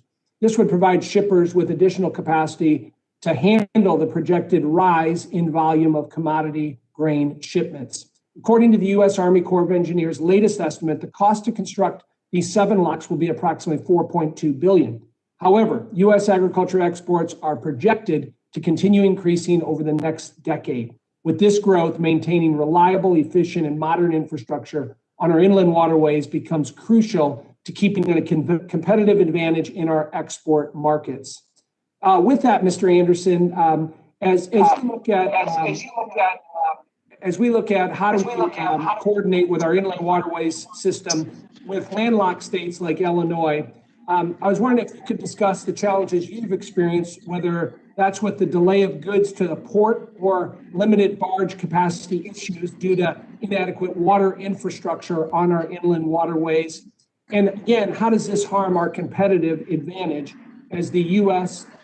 Looks at expanding our agricultural footprint around the world? Thank you, Congressman, for that question. As you mentioned, our inland waterways, locks, and dams are critical and vital components of our nation's infrastructure and our ability to transport agricultural goods and particularly for export. For example, even here at our port, one of our largest export commodities is fertilizer, and it also utilizes the inland locks to go into the breadbasket, including of the United States, your state, to farmers. You mentioned the Army Corps of Engineers. One of the big delays in many of these projects is overburdensome regulatory compliance with the Army Corps. About 4 years ago, the Army Corps came out with a 333 guidance for their projects, and I think it's really important for the competitive delivery of projects in the United States. We need to maintain those 3-3 guidance at the U.S. Army Corps and sort of hold the Corps accountable to that. I know not necessarily that this committee has oversight of that, but it certainly would be helpful in the delivery of projects. And the cost of those projects with every year of delay goes up significantly. So you mentioned the $4.1 billion.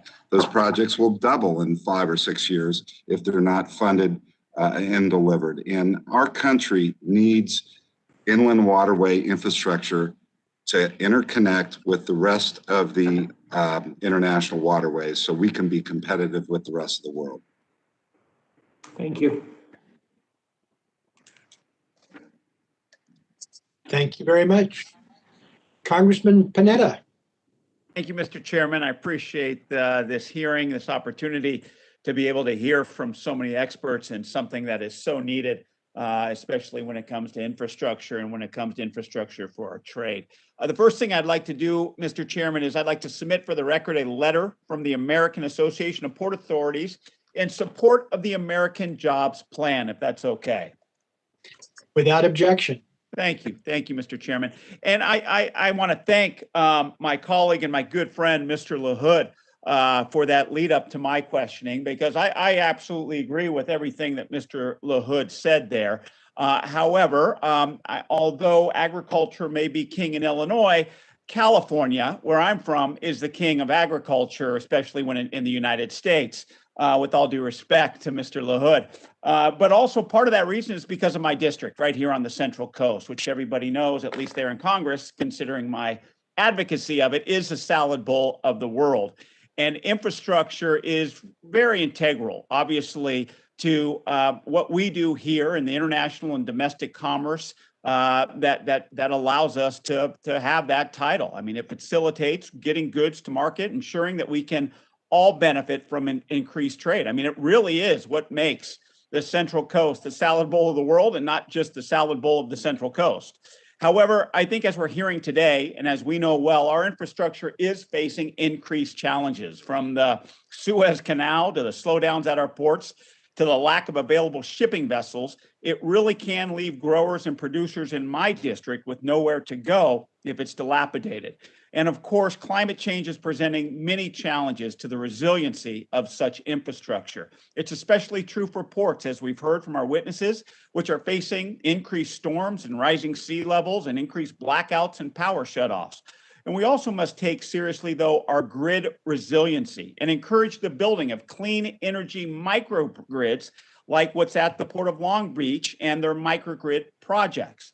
Microgrids can help us keep the lights on, not just at our ports, but also in our homes and in our communities. And I believe that now is a time that we do have an opportunity to make a bold investment in our infrastructure. As the president said last night, I quote, "Doing nothing is not an option. We can't be so busy competing with each other that we forget the competition is with the rest of the world to win the 21st century." Now, we in California, as some of our witnesses know, we're facing increased risk from wildfire and blackouts and intentional public safety power shutoffs. So, Mr. Cordero, being that you're from the Port of Long Beach, I know you mentioned and understand the importance of isolating the grid. And I've introduced legislation, the Microgrid Act, to provide tax credits for qualified microgrid property to encourage the deployment of clean energy microgrids. It also includes the direct pay option for governments and nonprofits who ordinarily are locked out of such tax credits. So again, Mr. Cordero, how do microgrids factor into the Port of Long Beach's energy and climate resilience strategy?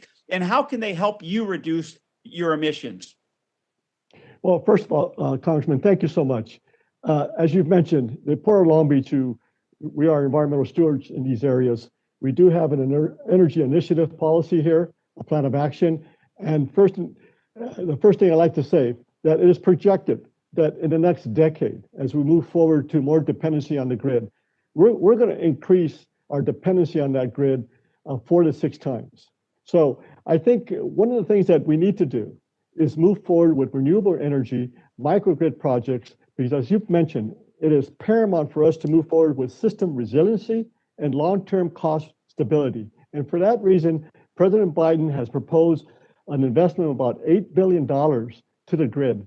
And I think that is paramount for whether it's California or any other state here in the United States. And I think one thing you've mentioned about California, this whole issue of resiliency also relates to the whole issue of infrastructure, for the reason that, again, as we move forward to electrify our systems here, it reduces emissions. I think Long Beach has proven that in the last decade, we've reduced particulate matter by 88%. NOx by 59%, SOx by 97%. And our goal is to move towards zero emission. So I think, again, it's paramount as we move forward to whether it's EV cars, EV trucks, and the whole issue of energy dependency in the grid. It is absolutely important. And the last thing I'll say about the farm issue, you're right, California is a leader in ag products. 26% are export products that depend on foreign markets. And going forward, the demand for ag is actually more going to be in the exterior, that is outside the United States, as opposed to the interior. And for that reason, the AAPA, who consists of 130 port members, include both coastal ports and inland ports. And we strongly support investment also to the Marine Highway Program as part of the DOT purview. Thank you, Mr. Cordero. I'm out of time. And thank you, Mr. Chairman. I yield back.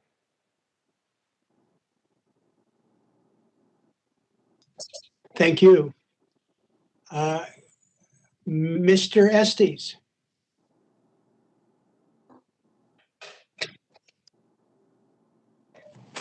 Thank you, Mr. Chairman.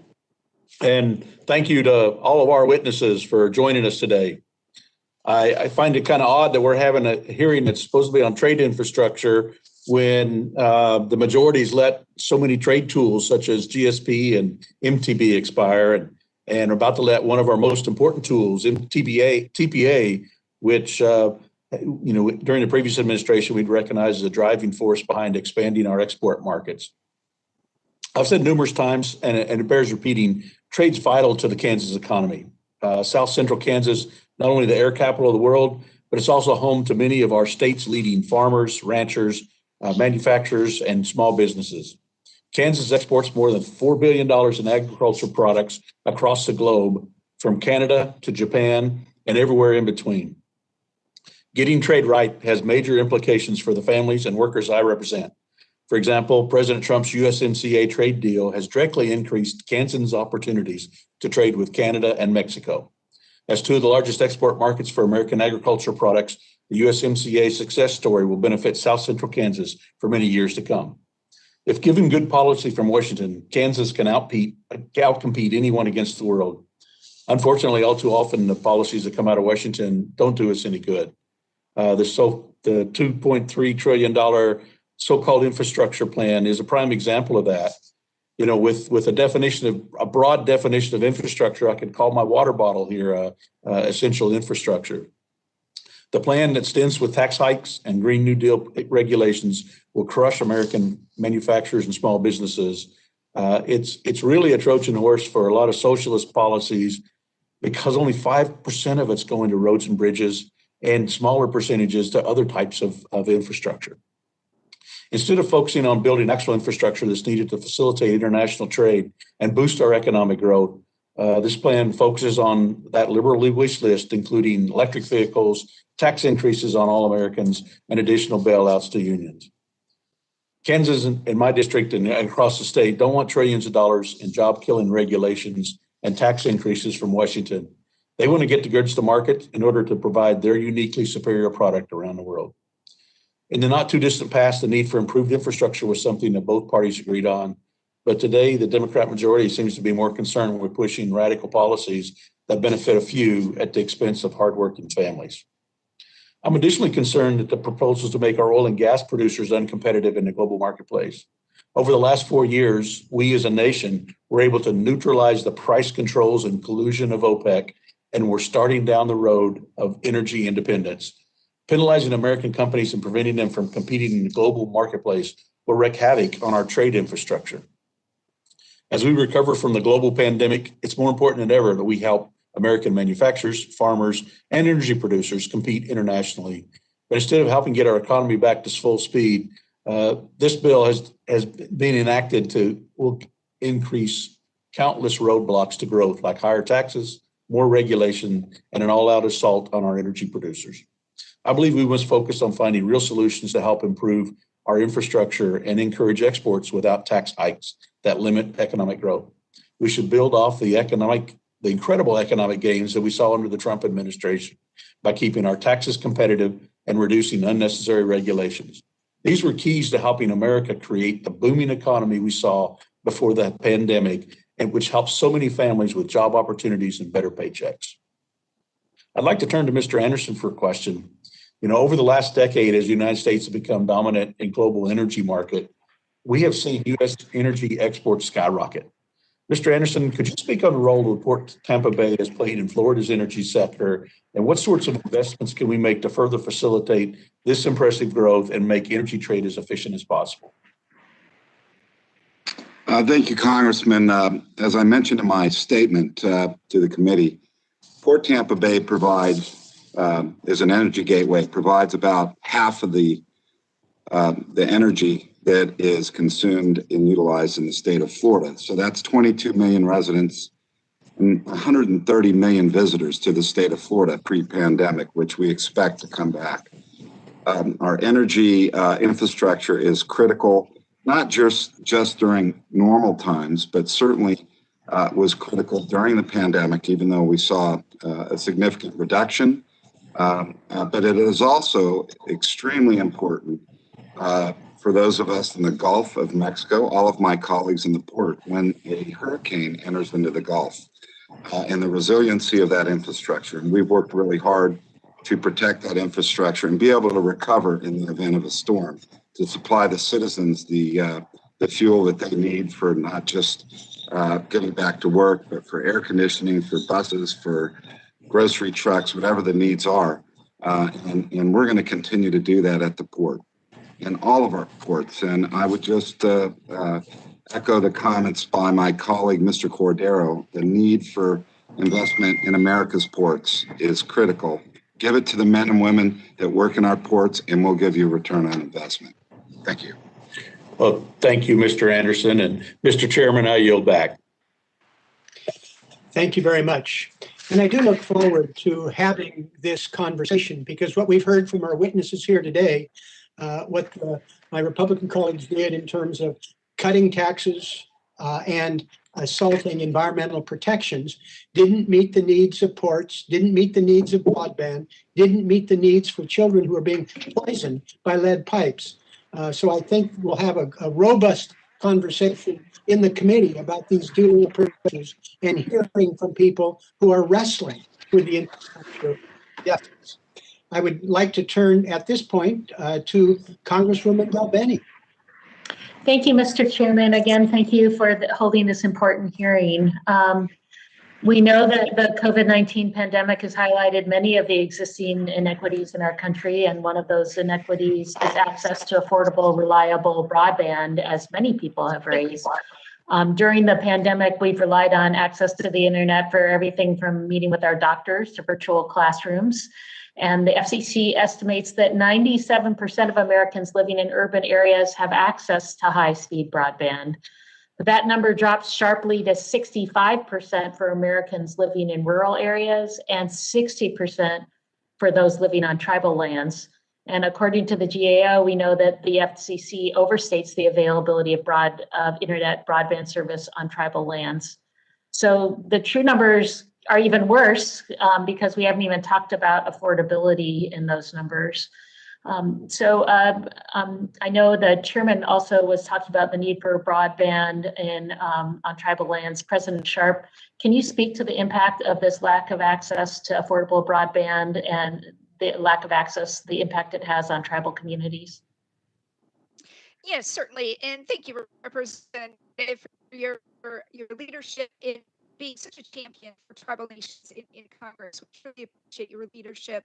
There's no question that the digital divide has impacted our ability to sustain our economies and is currently directly impacting our health, education, and the welfare of our communities during this pandemic. And we recognize that part of the challenge for Indian country is the funding to build, develop, deploy broadband is dispersed over a number of various funding agencies, departments, et cetera. And so from our perspective, to directly confront this issue, I think we need to comprehensively and strategically develop the investment through all stages of broadband deployment. We do recognize this is critical infrastructure, and tribal communities must have direct access to the spectrum over their lands, and include that we do have these targeted investments in all facets, whether on the reservation or off the reservation. It is so critically important, and this pandemic has made it very clear that the disproportionate impacts, and broadband is that critical infrastructure that is going to help us meet the challenges of COVID-19 and emerge stronger and more resilient. Thank you. You know, President Biden has proposed investing $100 billion to connect every American to affordable high-speed internet. To your point, how can we in Congress be deliberate in ensuring that federal infrastructure investments are going to tribal broadband projects? Yes, as I mentioned, part of the challenge that we have is when we try to strategically address broadband, there are various phases. And so there are phases for development, there are phases for planning. And these various phases are not aligned with the funding availability in various departments. And so it would be very helpful for us if there was a strategic look at how grants and opportunities, other policies are made available to tribal nations to access the full, every one of the phases in a very strategic way, because right now it is hit and miss. The windows vary, and we just cannot align our planning efforts with the availability of resources and opportunities. And thank you for that. In relation to broadband, do you see a connection between the investment in that sector and addressing climate change? Yes, absolutely. There's no question that broadband can help us transition into a world, a low carbon economy globally, and creating jobs for our nations, and not only within our reservation, but certainly the surrounding communities. And if nothing has really proven during this pandemic, we're able to work remotely. Tribal nations are also directly engaged in international trade and commerce. And so having an ability to be able to access communication channels at all levels on the reservation and with our partners here nationally as well as internationally would be very helpful as we address the impacts of climate change. Thank you. And again, President Sharp, thank you so much for joining us. I yield back, Mr. Chairman. Thank you very, very much, Congresswoman Del Bene. Ambassador Beyer. Thank you, Mr. Chairman. And again, Earl, thank you so much for all you do to lead us on trade and infrastructure. And thank you to our many guests. I have been, we listened to a lot of speeches this afternoon. I just like to make one small amendment. I wish we would stop talking about infrastructure. The president's speech last night talked about the American Jobs Plan, and he talked about the American Family Plan.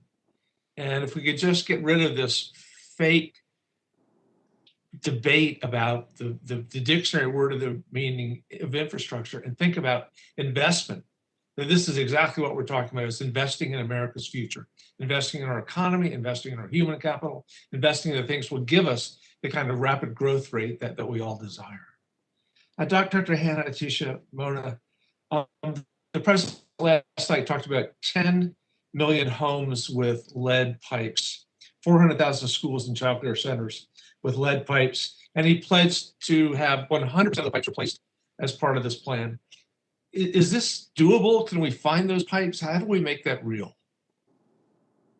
Oh, thank you for that question. So yeah, the first part is finding the pipes, and there is no accurate count. There has never been a requirement to actually create an inventory of lead pipes. So that's going to be the first task, is to find them. And both Flint and Newark have been really creative in how they've gone about finding them. And they've done it fairly quickly. But there is, based on surveys, an estimate of about 6.5 to 10 million lead pipes. They're mainly concentrated in the Midwest and the Northeast. The majority of lead, or the city with the most number of lead pipes is actually Chicago. They were still putting them in 1986. It was a requirement. You had to use the lead pipe up until 1986, but they're fairly ubiquitous. So yes, we have to find them. And something that Flint and Newark has proven is we can do this work quickly. The only two cities that have replaced their lead pipes before Flint and Newark were Madison, Wisconsin, and Lansing, Michigan. And it took them about a decade.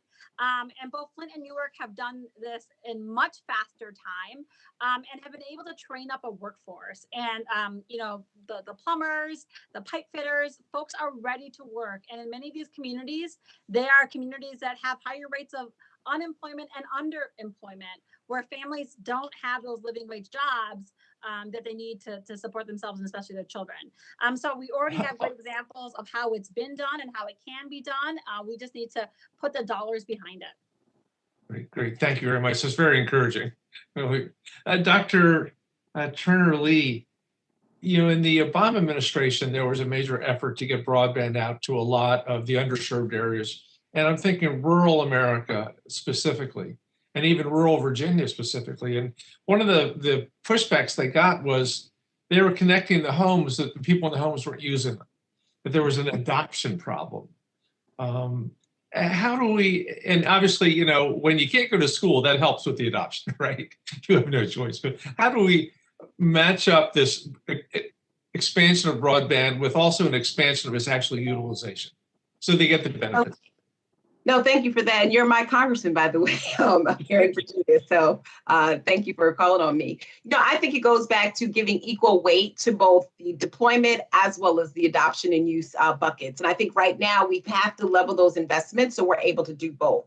To your point, in my visits during my book to Stanton, Virginia, and places like Roanoke, we're seeing exactly what you're talking about. We're just across, either patchy broadband access or just not enough for kids to be able to get online, and actually Main Street businesses to be participating in this new economy and create these new forms of trade. So I do think as we look at this, we have to look at the Clyburn-Klobuchar Act in terms of equity investments, modeled after Congressman Davis's Digital Equity Act. We have to look at ways to unleash the capacities of school districts to sort of put in what they think they might need to be able to connect their students to these use cases, and even community healthcare clinics. Congressman, I would say solving the adoption problem is going to be one part investment, but the other part of it is going to be collaboration and cooperation among the use cases most affected during the pandemic that now have a sense of what's going to be needed to get their folks connected.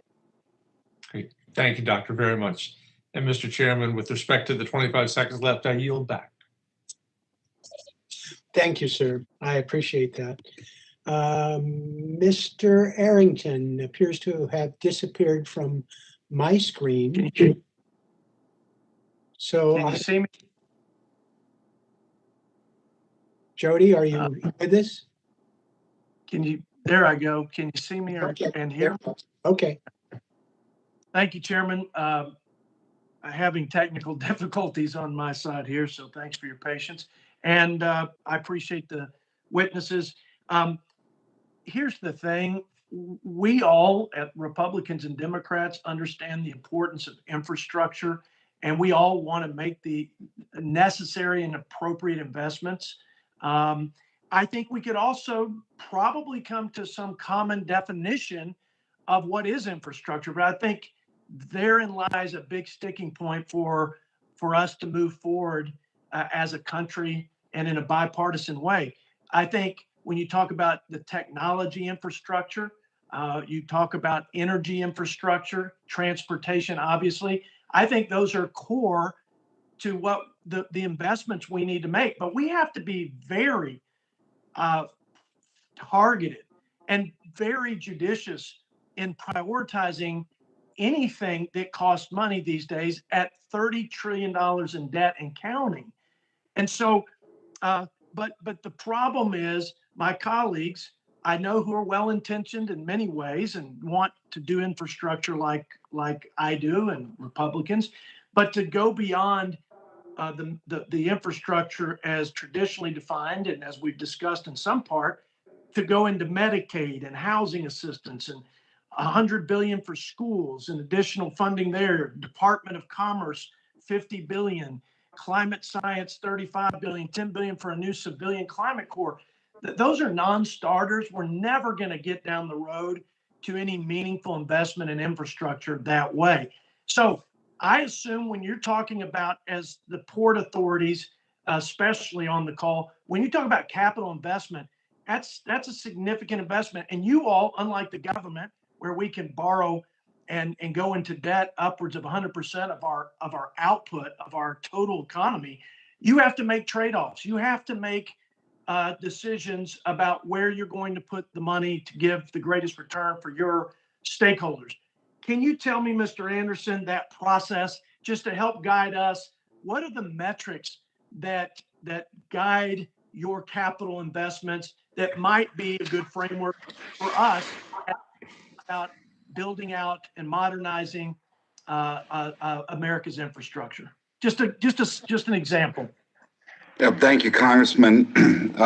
Bottom line is our ports, our nation's ports, are economic developers, and we're focused on job creation and returning contributions to local, state, and federal taxes by our investments. And we match our dollars with federal and state dollars to develop infrastructure that serves the public and to bring hopefully good jobs to our communities. Your Texas ports and all of our ports around the country are very, very good at investing the dollars that the federal government gives to us to get return on investment in these areas. And Mr. yes. If I might ask, with the Medicaid expansion of $400 billion as part of the proposal, which is 4 times the amount for roads and bridges, and the list that I gave earlier, and then the tax that's being proposed, the tax hike to pay for it, and which is going to make us less competitive and push jobs and companies to re-domicile, as we saw prior to the tax cuts, overseas. Is that a concern in terms of focusing on infrastructure, targeting, prioritizing, so that we don't have to lose that competitive edge, the cost, surpass everybody, ports, consumers, and again, hurting our ability to compete and produce and push out more product flow? Well, yeah, Congressman, our American Association of Port Authorities, we submitted a letter for the record earlier in the hearing, which outlines our positions on this and where we need those investments. And, you know, how this bill or whatever bill is passed, I'll leave that to the members of the committee and members of Congress. We are going to try and give you guidance on what our industry needs to be competitive with the world. And we're getting outcompeted by our competitors, particularly in Asia. And every dollar that it gets appropriated through whatever bill it is, we're gonna to the ports. We're gonna invest that in America's future. But it really isn't going to help to have a higher tax rate than communist China and other competitors. And I think that's the balance we've got to strike.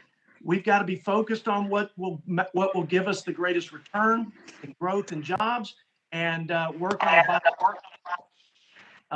I don't know how much time I have, Chairman. I don't want to go over. Do I have a minute left? Your time has expired. Okay. Right. Thank you, Mr. Chairman. Oh, no, thank you. Ms. Sanchez, are you still with us? Mr. Boyle, you've disappeared. Ms. Miller? Here I am. Thank you, Chairman Blumenauer and Ranking Member Buchanan, and thank you to all of our witnesses here today. I think all of my colleagues can agree that our nation needs serious investment in our infrastructure. World-class infrastructure is the backbone of international trade.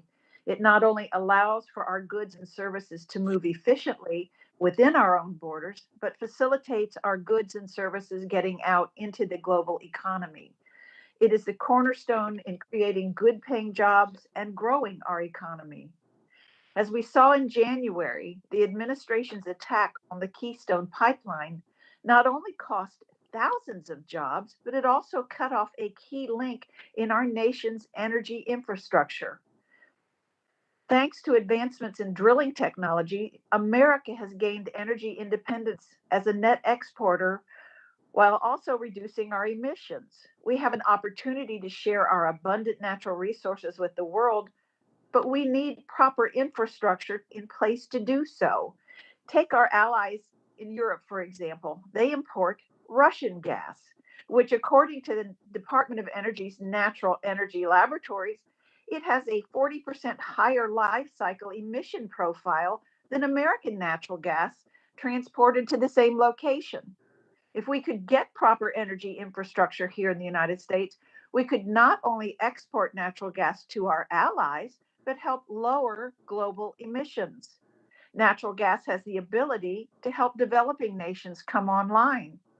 We need significantly more investment in efficient pipelines and LNG export terminals in America so we can help nations around the world keep their homes, businesses, and schools powered, all the while reducing emissions.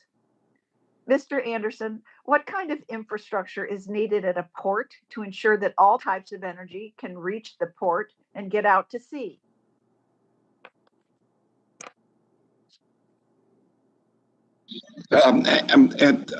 Energy transmission investment through LNG connectivity pipelines. Currently, there are several ports in the United States that are fueling stations for ships as they convert to liquid natural gas. And it's really important that we have competitive investment into both carbon production of fuels, but also, as we've noted in the American Association Port Authority's letter submitted today, to wind investment as well offshore. So our ports need investment in whatever kind of power our country is going to be needing today and for the future, so that we can be the gateway for American citizens. And infrastructure of transmission of fuel, electricity, whatever the case may be, needs continued investment. And at the ports, we are the gateways for those energy products. Well, tell me, are there regulatory hurdles that impact this infrastructure? Well, sure. There's, compliance with all sorts of, that's not an area that I, get into the actual transmission. Those are private partners that typically do that, as we're a landlord port that has hundreds of tenants, and they make those investments. But anytime we can find a way to competitively streamline the ability to deliver projects in our country, allows us to be more competitive in the global marketplace. Can you recommend any way Congress can better facilitate energy through our ports? Well, I would say yes. As I stated earlier, my comment, Congresswoman, is to find equitable investment in energy transmission facilities. Some of those include, whatever type of energy it is, tax incentives, which your committee has purview over, for investing in both, carbon traditional energy or alternative energy sources. Well, beyond energy, what have time? I'm sorry. I'm sorry, Mr. Chairman. All right, I'll just ask my question. What's your general port?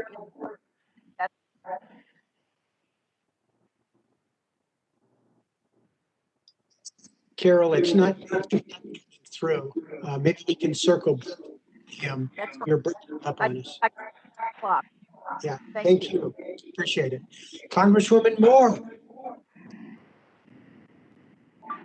Oh, thank you so much, Mr. Chairman, for allowing me to wave on to this subcommittee hearing. This is so vitally important, and I think that you are always welcome, Gwen. Always welcome. Thank you. And we have heard so much discussion about, whether or not this is too big of an investment or the right type of investment, what's infrastructure, not infrastructure, that this is a lifetime investment, a generational investment. I certainly heard Mr. Kildee use the F word, drop the F-bomb already. So that I have some of the same circumstances in Milwaukee, Wisconsin. But the real issue that I have, and maybe I start out with Mayor Brown and maybe Ms. Turner as well. What I worry about is that we're going to pass this huge bill and get the funds out, and that there will be no way to make it equitable. You take like Keystone Pipeline, for example. Yes, this job lost, but there are millions, thousands of jobs that will be available to replace these pipes. And these are the same workers they have a lot more work to do. But what I am concerned about is that while we try to make sure that we have labor organization agreements and so on, what Mayor Brown would you say is the most important thing that we do legislative to make sure that we get the and we don't just make this huge expenditure and it goes to the same old contractors?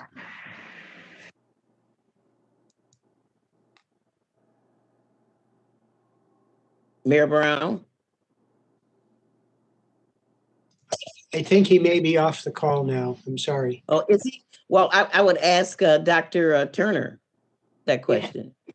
Well, thank you, Congresswoman. And I also applaud and want to say I'm a huge fan of yours as well. So thank you for asking me that question. Listen, I mean, I think that what we're having a conversation about when we talk about infrastructure, what has changed in the pandemic is not just the fact that we already knew prior to this public health crisis that we had eroding infrastructure in our water, our transport, our energy and electric systems, but we've also discovered the critical asset of broadband, along with the complementary infrastructure that needs to be devoted in terms of resources, because the equity switch became uneven. When we think about complementary infrastructure, for example, for school-age children, it wasn't just having broadband at home, but they didn't have devices.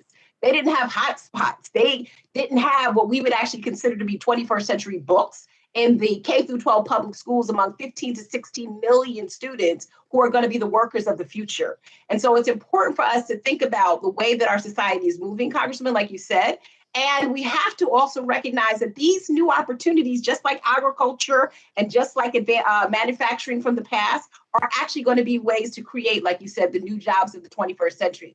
You need people to not only realize that we're using these new tools. Think about the way that we receive our groceries, the way we talk to our friends, the way we're doing this hearing. These are now the new normal of what infrastructure is going to look like, and people need the tools to engage that. They need the workforce training skills, and we need the contracts that are going to show equitable distribution so that everybody is put back to work. But we're also balancing now some of the inconsistencies that we've had historically when it comes to getting everybody on board to make this country great again. And so I think, to your point, it's got to be an even kill approach that looks at critical physical infrastructure, complementary infrastructure, which is those tools that people need to engage in, as well as the workforce development school tools and the investments in human supports so that people can stay engaged as we move forward and out of this pandemic. Well, would you agree that it makes something like in the city of Milwaukee, we have 770 years of pipes to be replaced at the pace we're going now.